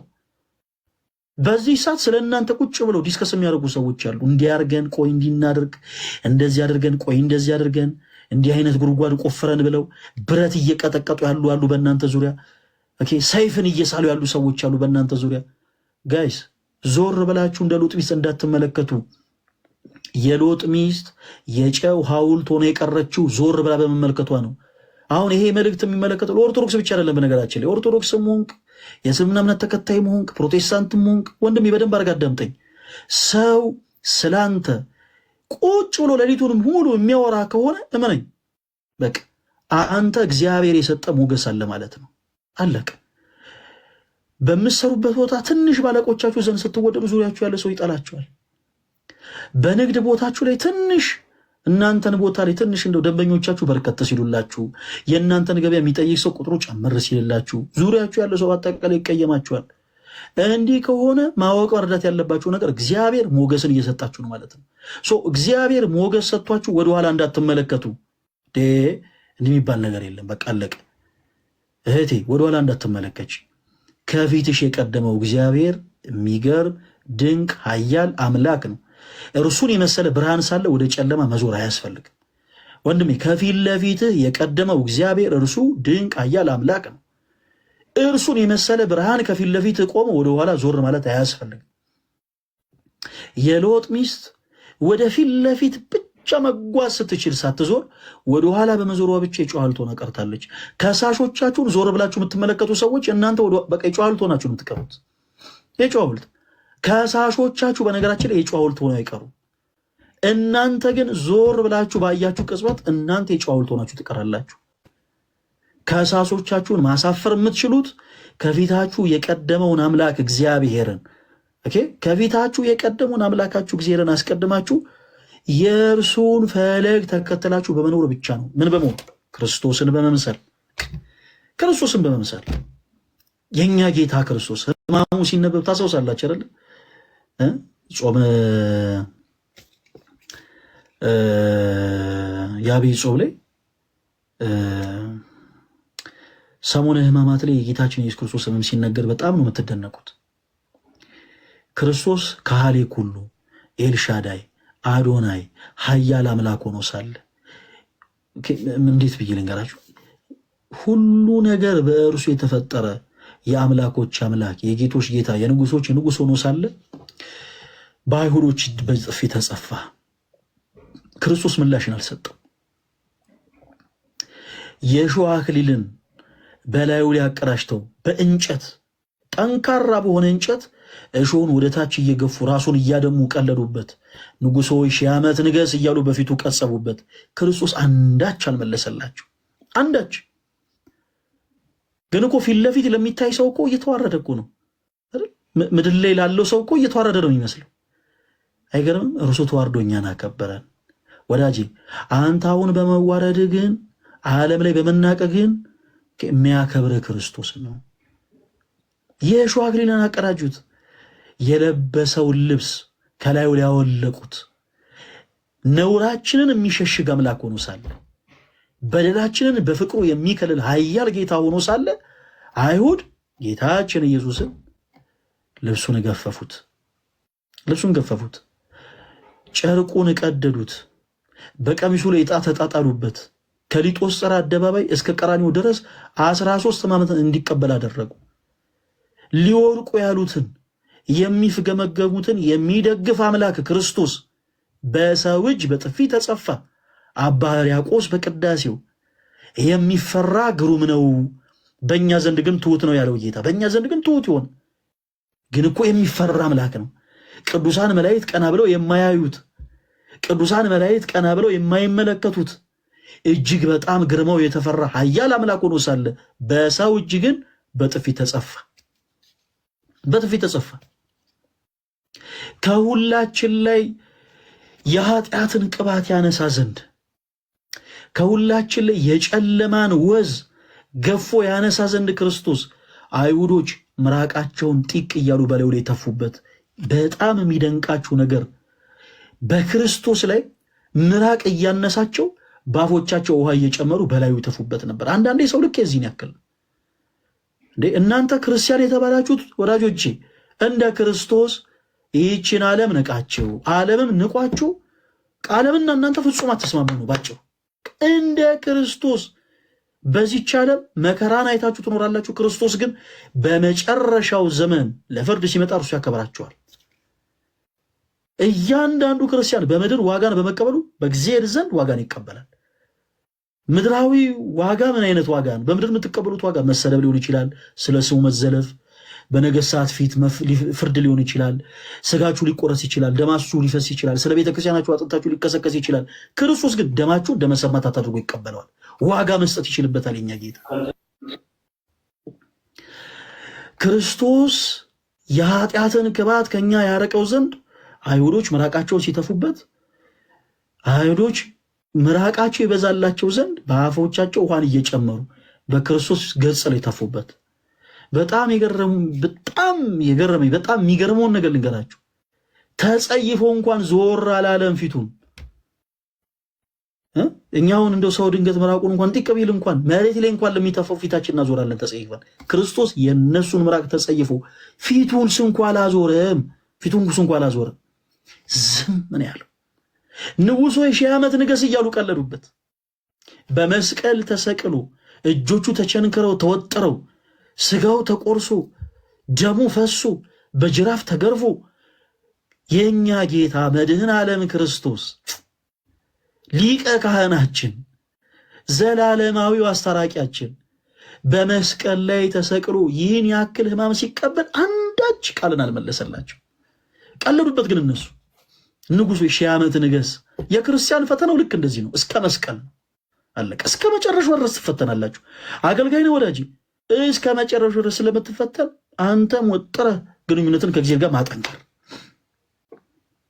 እህቴ ዘማሪ ከሆንሽ እስከ መጨረሻው ስለምትፈተኝ ከክርስቶስ ጋር ያለሽን ቀረቤታ ማጠንከር፣ በንስሐው መመላለስ፣ ራስን ለካህን ማሳየት፣ ክርስቶስን ገንዘብ ማድረግ። አለቀ። የክርስቲያን ፈተናው እስከ ነው እስከ መስቀል። ምዕመናን የሆነን እኛ እንፈተናለን እስከ ድረስ እስከ መስቀል ድረስ ክርስቶስ እስከ ቀራንዮ ድረስ ማመን ተቀበለ። ንጉሡ የሺህ ዓመት ንግስ እያሉ ቀለዱበት። ንግስናውን ሊያሳያቸው የሚችል ጌታ ነው። በነገራችን ላይ ክርስቶስ ንግስናው እርሲ አንተ እውነት የእግዚአብሔር ልጅ ከሆንክ ከመስቀል ላይ ውረድና አይተን እንመንብህ እያሉ ቀለዱበት፣ ተሳለቁበት። ወዳጄ በዚህ ምድር ላይ ሰው በዚህ ልክ ተሳልቆብህ ሊሆን ይችላል። እመነኝ፣ ሰው ከተሳለቀብህ፣ ሰው ከናቀ እንደ ዮፍቴ እግዚአብሔር ሊያነግስ ስለሆነ ዝም ብለህ እግዚአብሔርን ጠብቀው። ዝም ብለህ በሕይወት እግዚአብሔርን ጠብቀው። ሰው በኃጢአትህ ከኮነነ፣ ሰው በኃጢአትህ ከዘለፈ፣ ሰው በኃጢአትህ ከቀለደብህ፣ በቀድሞ ማንነት ከተቸ እንደነ ማርያም ዘነይን፣ እንደነ ግብፅት ማርያም፣ እንደነ ዮስኪን 12 ዓመት ደም ሲፈሳት እንደነበረችው ሴት ክርስቶስ ታሪክን ሊቀይረው ነውና ዝም ብለህ እግዚአብሔርን ጠብቀው። በሕይወት አለቀ። ዝም ብለህ እግዚአብሔርን ጠብቀው። ክርስቶስ አንዳች መልስ አልመለሰላቸው። ለዛም ነው ቅዱስ ዮሐንስ ክርስቶስን በግ እያለ የጠራው። እኛ ኢትዮጵያውያን እጅግ በጣም እንደው ከአንበሳ ጋር ያለን ቀረቤታ እንደው ለየት ስለሚል ሀገራችንም ስንገልጻት አንበሳ እያለን እንገልጻለን። እንደው ባንዲራችን ላይ ሁሉ አልፎ አልፎ አንበሳም ተደርጎ ያውቃል። ካልጠፋ ነገር ዮሐንስ እንደው ክርስቶስን ለምን በግ አለው ብዬ ጠይቅ ነበረ። እውነትም ለካ ክርስቶስ በግ ነው። ቀንድ ሳለው ማይዋጋ፣ ጥፍር ሳለው ማይቧጨር፣ ድምፅ ሳለው የማይጮህ፣ በሸላቾቹ ፊት በአራጆቹ ፊት ዝም የሚል የዋህ በግ ነው ክርስቶስ። እውነት ነው፣ በግ ነው። እያንዳንዱም ክርስቲያን እንደ ክርስቶስ በግ ሊሆን ይገባል። በግ ወዳጅ፣ ጠላቶችህን በአንዲት ቃል ተነስተ ዘመኖችን በአጠቃላይ ሰብስበ ድባቅ አፈር ከበደ የሚያበልጥ ልታጠፋ ሊሆን ይችላል። ጉልበትህ ብዙዎችን የሚያስፈራ ሊሆን ይችላል። ቁጣ ብዙዎችን የሚያስበረግግ ሊሆን ይችላል። የገንዘብ አቅምህ ብዙ ሰዎችን ጸጥ ሊያስብል የሚችል ሊሆን ይችላል። የገንዘብ አቅምህ ነገር ግን እመኑ፣ ገንዘብም እያላችሁ ጉልበቱም እያላችሁ አቅሙም እያላችሁ ጸጥ በሉ። ሰው ሲዘልፋችሁ እግዚአብሔር አንዳች በረከትን በእናንተ ሕይወት ሊያመጣ ስለሆነ ጸጥ ብላችሁ ጠብቁ። ጸጥ ብላችሁ ጸጥ የማለትን ጥቅም እያንዳንዱ ክርስቲያን ከክርስቶስ ኢየሱስ ሊማር ይገባል። የእምነታችን ጀማሪና ፈጻሚ ከሆነው ከክርስቶስ ሰው ይሄን ሊማር ይገባል። ዝም በሉ እናንተ። በእናንተ ሕይወት ላይ ጠጠር እየወረወሩ ድንጋይን እያነሱ ሰይፍን እየሳሉ ሰንሰለትን እያዘጋጁ ሕይወታችሁን ምስቅልቅሉን ሊያወጡ ለሚፈልጉ ሰዎች በአጠቃላይ አንዳች የክፋት መልስ እንዳሰጡ ኢቭን አውቃችሁን እንኳን ለእናንተ መውደቅን እያሰቡ እንደሆነ አውቃችሁ ተረድታችሁ እንኳን ስለ እውነት ነው የምላችሁ ጥርጣሬን፣ ጥላቻን እግዚአብሔር አምላክ ከልባችሁ እንዲያርቅ አድርጋችሁ እነዛን ሰዎች ፍጹም ፍቅር ስጧቸው። ፍጹም ፍቅር አለቀ። ፍጹም ፍቅር ስጧቸው። ክፉ በክፉ አይመለስምና እና ክርስቲያኖች እንደ እግዚአብሔር መልካም ፈቃድ በጣም በጣም በጣም ከዚህም የበለጠ እንድንሰራ ነው ምክንያት የሆንን። እግዚአብሔር ይመስገን። አንዳንዴ በአገልግሎታችሁ ሰይጣን ካልፈተናችሁ ሰይጣን ንቋችኋል ማለት ነው ብላ ቤተክርስቲያናችን ታሰብረናለች። እውነት ነው። አገልግሎታችን በሰይጣን ተፈትኗል። የምንሰራው አገልግሎት የብዙ ሰዎችን ነፍስ እያዳነ ስለሆነ አሁንም ሰፊ ጊዜ ሰጥተን በሱስ ውስጥ ያላችሁት ወንድሞቻችን ማንም ሰው በቃ ከዚህ በኋላ እኔ እንዴት ለቤተክርስቲያን እገባለሁ፣ ማንም ሰው እኔን እንደው ወደ ቤተክርስቲያን እንድቀርብ አያረገኝም ብላችሁ የምታስቡት ወንድሞች ኑ ወደ ቤተክርስቲያን። መልእክት አስቀምጡልኝ በውስጥ የእያንዳንዶቻችሁ መልእክትን ያነበዋለሁ። ስጋችሁ በመሸጥ ላይ ያላችሁ እህቶች ፕሊስ እባካችሁ ኑ፣ ቀረብ በሉ ወደ ቤተክርስቲያናችሁ። እንዴ መርሳት እኮ የለብንም። መቼም ያገባ ሰው ከእናት ከአባቱ ቤት አድጎ ያገባ ሰው የትም ቆይቶ ብዙ ጊዜን አሳልፉ ስራውንም ሰርቶ ሊሆን ይችላል። ከብዙ ጊዜ በኋላ የሆነች ነገር ይዞ እናት አባቱን ለመጠየቅ ወደ ቤት እንደሚመለስ ሁሉ በተመሳሳይ በኃጢአት፣ በበደል፣ በሱስ፣ በዝሙት፣ በነውር፣ በብዙ ነገር ከቤተ ክርስቲያን ርቀን የወጣን ሰዎች ከኃጢአት ጋር ተቆራኝተን ከኃጢአት ጋር ተጋብተን ከኃጢአት ጋር ትዳር መስርተን ከእናታችን ቤተ ክርስቲያን ከአባታችን ከክርስቶስ ርቀን ያለን ሰዎች እንቅረብ፣ እባካችሁ በቃ እንቅረብ። ራሳችን እንያዝና በንስሐ ልብ በጸጸት ወደ ክርስቶስ እንቅረብ። ቤተ ክርስቲያን እናታችን ናት። ከአብራ ከመንፈስ ቅዱስ በ40 እና በ80 ቀን ጸንሳ ወልዳናለች። እናት ልጆቿ አባታቸው እንዲመስሉላት እንደምትፈልግ ሁሉ ቅድስት ቤተክርስቲያናችን እናታችን አባታችን ክርስቶስን እንድንመስልላት ትፈልጋለች። ስለዚህ ተወዳጆች ኑ ቀረብ በሉ፣ ኑ ቀረብ በሉ ወደ ቤተክርስቲያን። የእያንዳንዳቻችሁን ድምፆች መስማት እንፈልጋለን። ተከፍታችሁ አዝናችሁ ሰዎች ንቀዋችሁ አቃሏችሁ በማንኛውም ህይወት ላይ ሊሆን ይችላል ሳትፈልጉ ግን የኃጢአት ገንዘብን የኃጢአት ልምድን ገንዘብ ያደረጋችሁ ሰዎች እመኑ ከኃጢአታችሁ አጥቦ ሊያነጻችሁ የሚችለው ክርስቶስ ኢየሱስ ብቻ ነው። አንዳንዴ ይችን ብቻ ብዬ ላብቃ። እንዲህ አይነት ሐሳብን ስታስቡ፣ ከኃጢአታችሁ መራቅን ስታስቡ፣ ከኃጢአታችሁ መሸሸን ስታስቡ ያቺን ተርኒንግ ፖይንት የማይፈልጉ ሰዎች አሉ። የማይፈልጉ ወደ ቀድሞ ማንነታችሁ ሊስቧችሁ ይፈልጋሉ። ስለ ማርያም ዘኔን በጣም በተደጋጋሚ ብዙ ጊዜ ተናገር ያሉ ተወዳጆች፣ ማርያም ዘኔን በንስሐ ሕይወት ልትመለስ ስትል ወደ ክርስቶስ ልትቀርብ ስትል፣ በነገራችን ላይ ዙሪያ ያሉ ሰዎች ናቸው እንዳትቀርብ ሊከለክሏት የነበሩት። ማርያም ዘናይን ለንስሐ እንዴት ተነሳሳች ስንል ክርስቶስ በስምዖን ቤት ስለገባ ይዚ ክርስቶስ በስምዖን ቤት በግባቱ ማርያም ዘናይንም ለንስሐ እንድትነሳሳ አደረጋት። በኃጢአተኛ ጣሪያ ስር የገባውን ጌታ ተመለከተችው። ማርያም ዘናይን ራሷ ተነሳሳች፣ ሁለንተኗን ወቀሰች። እስከ ዛሬ በኃጢአት ያሳለፈችውን ጊዜ በአጠቃላይ ረገመች፣ አዘነች፣ አለቀሰች፣ አነባች። ከዛስ ወደ ሽቶ ነጋዴ ዘንድ ቀረበች። ሽቶን ገዝታ ወደ ጌታዋ ወደ ክርስቶስ ዘንድ ለመቅረብ እና ሽቶ ለመግዛት ስትቀርብ አይኖቿ ጠቅሮ ነበረ። ስትጸጸቱ ጸጸታችሁ ላይ ራሱ የሚቀልዱ ሰዎች አሉ። በነገራችን ላይ የእናንተ ጸጸት ላይ የሚያለቅጡ ሰዎች አሉ። እናንተ ከልባችሁ አዝናችሁ እኮ ልባችሁ ተሰብሮ ከልባችሁ አዝናችሁ በእናንተ ጸጸት፣ በእናንተ ሐዘን፣ በእናንተ ንባ የሚያለቅጡ ሰዎች አሉ እና በፍጹም በዚህ ነገር እንዳትሸበሩ ክርስቲያኖች። አይኖቿ ቀልተው ሽፋሽፍቶቿ ጠቅረው ወደዛ ሰው ስትቀርብ እንዲህ ብሎ ቀለደባት። ማርያም ከምትወጃቸው ወንዶች መካከል አንዱ ሞተ እንዴ ብሎ ጠየቃት። የዚህን ጊዜ ማርያም ዘናይ አዎ ከምወዳቸው መካከል አብዝቼም ትልቅ ቦታ ከምሰጣቸው መካከል ዛሬ አንዱ ሞቷል፣ እርሱም ኃጢአቴ ነው፣ አሁን ልቀብረው እየሄድኩ ነው አለችው። አለቅ። ኃጢአታችሁን አምናችሁ በደላችሁን አምናችሁ ራሳችሁን ወደ ክርስቶስ ልታቀርቡ ስትመጡ ተከታትሎ ይመጣልሃል። አባቴ ተከታትሎ ይመጣል። እሱም ብሎ ነጠላ ለባሽ ይልሃል። እንዳሰማ ብራዘር እንዳሰማ እንደ ሎጥ ሚስት ወደኋላ እንዳትመለከት።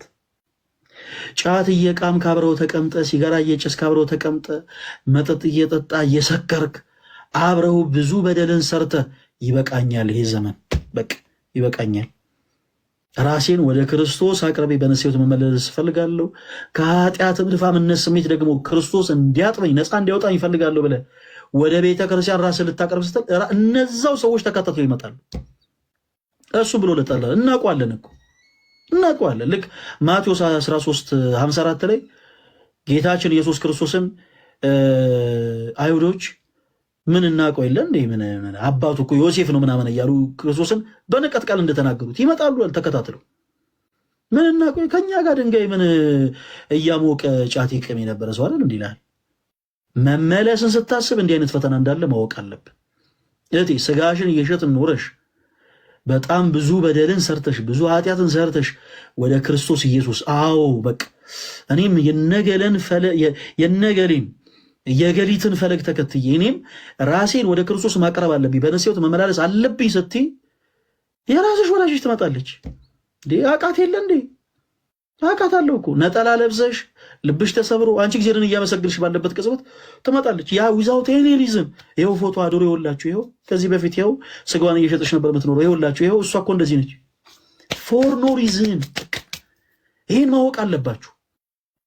እግዚአብሔር የሆኑ ሰዎችን አንደበት አድርጎ ተጠቅሞ እናንተን በንስሐ ሕይወት እንድትመለሱ እንደሚያደርግ ሁሉ የሆኑ ሰዎችን ደግሞ አንደበት ተጠቅሞ በነገራችን ላይ ልባችሁን ሰብሮ ከቤተ ክርስቲያን እንድትርቁ ይፈልጋል። ማን? ሰይጣን የሆኑ ሰዎችን አንደበት አድርጎ ይጠቀማል። ስለዚህ ጥንቃቄ ያስፈልጋል እና ክርስቲያኖቶች፣ ወንድሞች ከቀጣይ ሳምንት ጀምሮ ከዛሬ ጀምሮ እስከ እሁድ ድረስ በውስጥ መስመር መልእክት የምታስቀምጡልኝ እህት ወንድሞች በአጠቃላይ እመለከታለሁ። ታዲያ ባካችሁን አንዳንዶቻችን የሌሎችን እድል አንዝጋ። በውስጥ መስመር ቢቻል ራሳችሁን በማጥፋት ስሜት ላይ ያላችሁ፣ ተስፋ በመቁረጥ ስሜት ላይ ያላችሁ፣ በማዘን ላይ ያላችሁ በጣም ከባድ በሚባሉ ሱሶች ውስጥ በጣም ከባድ በሚባሉ ልምምዶች ውስጥ ያላችሁ እህት ወንድሞቻችን ፈለገ አትናቴዎስ የመልካም ወጣት ምዝገባውን ጀምሯል። ይሰማል። እዚህ ጋር ሁላችሁም እየሰማችሁ ፈለገ አትናቴዎስ የመልካም ወጣት ምዝገባውን ጀምሯል እና ሁላችሁም ኦርቶዶክስ የሆናችሁ የእስልምና እምነት ተከታይ የሆናችሁ ፕሮቴስታንት የሆናችሁ እህት ወንድሞች በአጠቃላይ በውስጥ መስመር መታችሁ መልእክታችሁን አስቀምጡልኝ። በውስጥ መስመር ፈለገ አትናቴዎስ በጣም የሚገርሙ ጽድት ያሉ ኳሊቲ የሆኑ ልብሶችን ለብሶ ራሱን ሊሰብካችሁ አይመጣም። ፈለገ አትናቴዎስ የሆኑ ቤተ እምነቶችን እየጠራ እነሱን እያንቋሸሸ እነሱ ጣዖት አምላኪ ነው ሊላችሁ አይመጣም። ፈለገ አትናቴዎስ ከዚህ በኋላ የሚመጣ ወደ እናንተ የከበዳችሁን ሸክም ክርስቶስ ሊያቀልላችሁ እንደሚችል ሊነግራችሁ ብቻ። በነፍስ ድፋምነት ስሜት ተሰምቷችሁ በኃጢአት ቆሽሸናልና እንዴት ብለን ወደ ቤተክርስቲያን እንቀርባለን ለምትሉ ክርስቶስ ከኃጢአታችሁ አጥቦ ሊያነጻችሁ እንደሚችል ብቻ ሊነግራችሁ ይመጣል እና በተለያየ ልምምድ ውስጥ ያላችሁ በደንብ አድርጋችሁ ስሙን። በተለያየ ሱስ ውስጥ ያላችሁ፣ ተስፋ በመቁረጥ ስሜት ላይ ያላችሁ፣ በማዘን ላይ ያላችሁ እህት ወንድሞች ሁላችሁም በውስጥ መስመር መልእክት አስቀምጡልኝ። የተመስገንንም አካውንት ተጠቀሙ። በተመስገን አካውንትም በውስጥ መስመር መልእክት አስቀምጡለት። በዚህ አይነት ልምምድ ላይ ያላችሁት ወንድሞች በአጠቃላይ ልክ እነዚህ ገስት ላይ ተገባላችሁ። ገስት ላይ ከገባችሁ በኋላ ተከታታይ የሆኑ ትምህርቶችን በአጠቃላይ እንሰጣችኋለን። ህይወት ላይ የሚያተኩሩ ማለት ነው። በተወሰኑ ቀናቶች ላይ የተወሰኑ ዕለታትን መርጠን ህይወት ላይ ፎከስ የሚያደርጉ ትምህርቶች ላይ እንማማራለን። ዛሬም ድረስ ኃጢአትን በመስራቱ እኔ ዛሬ ኃጢአትን እያለ ከቤቱ ያልወጣ ብዙ ነፍስ አለ። ስጋቸውን እየሸጡ የሚኖሩ እህቶቻችን ዛሬም ድረስ ቅዳሴው ይናፍቃቸዋል፣ ማሌቱ ይናፍቃቸዋል፣ ነጠላው መልበስ ይናፍቃቸዋል፣ በቤተ መቅደስ ተገኝተው የሰርኩን ጉባኤ መስማት ይናፍቃቸዋል። ግን ዛሬም ድረስ እጆቻቸውን ይዞ ከቤታቸው የሚወጣ ሰውን አጥተዋል። ስለዚህ አለን፣ እኛ ወንድሞቻችሁ አለን፣ ወደ እኛ ቅረቡ። እኛ የምናመልከው የጌቶች ጌታ የአምላኮች አምላክ የንጉሶች ንጉሥ የሆነው ጌታችን መድኃኒታችን ኢየሱስ ክርስቶስ እርሱ ከኃጢአታችሁ ሁሉ አጥቦ ያነጻችኋል። እናም ተወዳጆች የፈለገ አትናቴዎስ ጉባኤ በቅርቡም በዚህ ጉዳይ ላይ ይጀመራል። ሁላችሁም ራሳችሁን አዘጋጁ። በተለይ ወጣት የሆናችሁ ወንድምቶች ራሳችሁን አዘጋጁ። የኔ የህይወት ተመክሮ ሌሎችን ያስተምራል ብላችሁ የምታምኑ ወጣቶች ራሳችሁን አዘጋጁ። በቤተ ክርስቲያን ያሉ መምህራን ባስተማሩኝ ትምህርት የተነሳ የቅዱሳኑም ደግሞ ታሪክ የነ ቅድስት አርሴማ፣ የነ ክርስቶስ ሰምራ፣ የነ አቡነ ተክለ ሃይማኖት፣ የነ አቡነ እስትንፋሰ ክርስቶስ፣ የነ ጳውሎስ፣ የነ ጴጥሮስ፣ የነ ዮሐንስ፣ የነ ማርቆስ፣ የጌታ እናት፣ የክርስቶስ እናት፣ የድንግል ማርያም የነ ማርያም ዘኔን፣ የነ መቅደላዊት ማርያም ታሪክ የነሱ ተጋድሎ የነሱ ትሩፋት ከነበርኩበት የኃጢአት መንገድ ከነበርኩበት የኃጢአት ሰንሰለት እንድወጣ አድርጎኛል የምትሉ እህት ወንድሞች በአጠቃላይ ራሳችሁን አዘጋጁ። የፈለገ አትናቴዎስ መልካም ወጣት ምዝገባ ተጀምሯል። በፈለገ አትናቴዎስ አካውንት በውስጥ መስመር መታችሁ መልእክት አስቀምጡልኝ። ራሳችሁ በማጥፋት ስሜት ላይ ያላችሁ፣ ተስፋ በመቁረጥ ስሜት ላይ ያላችሁ፣ በተለያየ ልምዶች ውስጥ ያላችሁ፣ በሱስ ውስጥ ያላችሁ፣ ስጋችሁን በመሸጥ ላይ እየኖራችሁ ያላችሁ፣ እንዲሁም በቃ እንዲሁ የኃጢአት ስሜት ይሰማኛል የምትሉ በአጠቃላይ ኑ ቅረቡ። እያንዳንዳችሁ በመጣችሁበት ልክ እናወራችኋለን። የእናንተን ህመም አብረን እንታመማለን፣ ድምፃችሁን እንሰማችኋለን እና መጨረሻ ላይ የምንሰጣችሁ ነገር ግን አስታውሱ፣ የቤተ ክርስቲያናችን ራስ የሆነውን ክርስቶስ ኢየሱስ እና ወንድማችን የተመስገንን አካውንት እየገባችሁ መልእክት አስቀምጡለት። ምናልባት ኢንኬዝ በውስጥ መስመር መልእክት አስቀምጣችሁልኝ እኔ ባልመልስ ለወንድማችን ተሙ መልእክት አስቀምጡለት። በስፋት ደግሞ ሁላችሁንም እህት ወንድሞች አቅርበው ለማውራት በቻልነው አቅም ወይ ቴሌግራም ቻናል እናዘጋጃለን ወይም ካልሆነ ሌሎች አማራጮችን ተጠቅመን ደግሞ ሞር ቀርባችሁ የቤተክርስቲያንን ትምህርት እንድትማሩ እናደርጋለን። የጌታችን የመድኃኒታችን የኢየሱስ ክርስቶስ ጸጋና ሰላም ከሁላችሁ ጋር ይሁን። ሁላችሁም ኦርቶዶክሳውያን እንዳትቀሩ። ቀጣይ ሳምንት በፈለገ አትናቴዎስ የመልካም ወጣት ስልጠና ይጀመራል ማለት ነውና ሁላችሁም እንዳትቀሩ። ሁላችሁ ማንም ሰው መቅረት አይችልም። ማንም ሰው እዚህ ቦታ ላይ ስትመጡ የግድ በነገራችን ላይ ኦርቶዶክስ መሆን አይጠበቅባችሁም። ዌዘር የእስልምና እምነት ተከታይ ልትሆኑ ይችላላችሁ፣ የካቶሊክ እምነት ተከታይ ልትሆኑ ይችላላችሁ፣ የፕሮቴስታንት እምነት ተከታይ ልትሆኑ ይችላላችሁ። ሁላችሁም ካላችሁበት የደፋምነት ስሜት መውጣት የምትፈልጉ ከሆነ መቅረብ ትችላላችሁ። እሺ፣ ምንም ነገር እንዳፈሩ። በውስጥ እያወሩን ያሉ በነገራችን ላይ የተወሰኑት ወንድሞች አሉ። በዚህ አጋጣሚ በግብረ ሰዶሜነት ህይወት ውስጥም ያላችሁ ለምሳሌ 2 የፕሮቴስታንት እምነት ተከታይ ሆኑ በግብረ ሰዶሜ ህይወት ውስጥ ያሉ ወንድሞች የሚያወሩን አሉ። በነገራችን ላይ በእነዚህ ልምድ ውስጥ ያሉ መውጣት የሚፈልጉ እና በዚህ አይነት ልምድ ውስጥም ያላችሁ ፕሮቴስታንት የሆናችሁ እህት ወንድሞቻችን ጭምር በክርስቶስ ፍቅር እንወዳችኋለን። ከኛ በላይ ደግሞ በመስቀል ተሰቅሎ ስጋውን የቆረሰላችሁ ደሙን ያፈሰሰላችሁ የጌቶች ጌታ የንጉሶች ንጉስ የአምላኮች አምላክ የሆነው ክርስቶስ ኢየሱስ ይወዳችኋል እና ፕሊስ ቀርባችሁ ከኛ ጋር መውራት ትችላላችሁ። በውስጥ መስመር መልእክት አስቀምጡልን።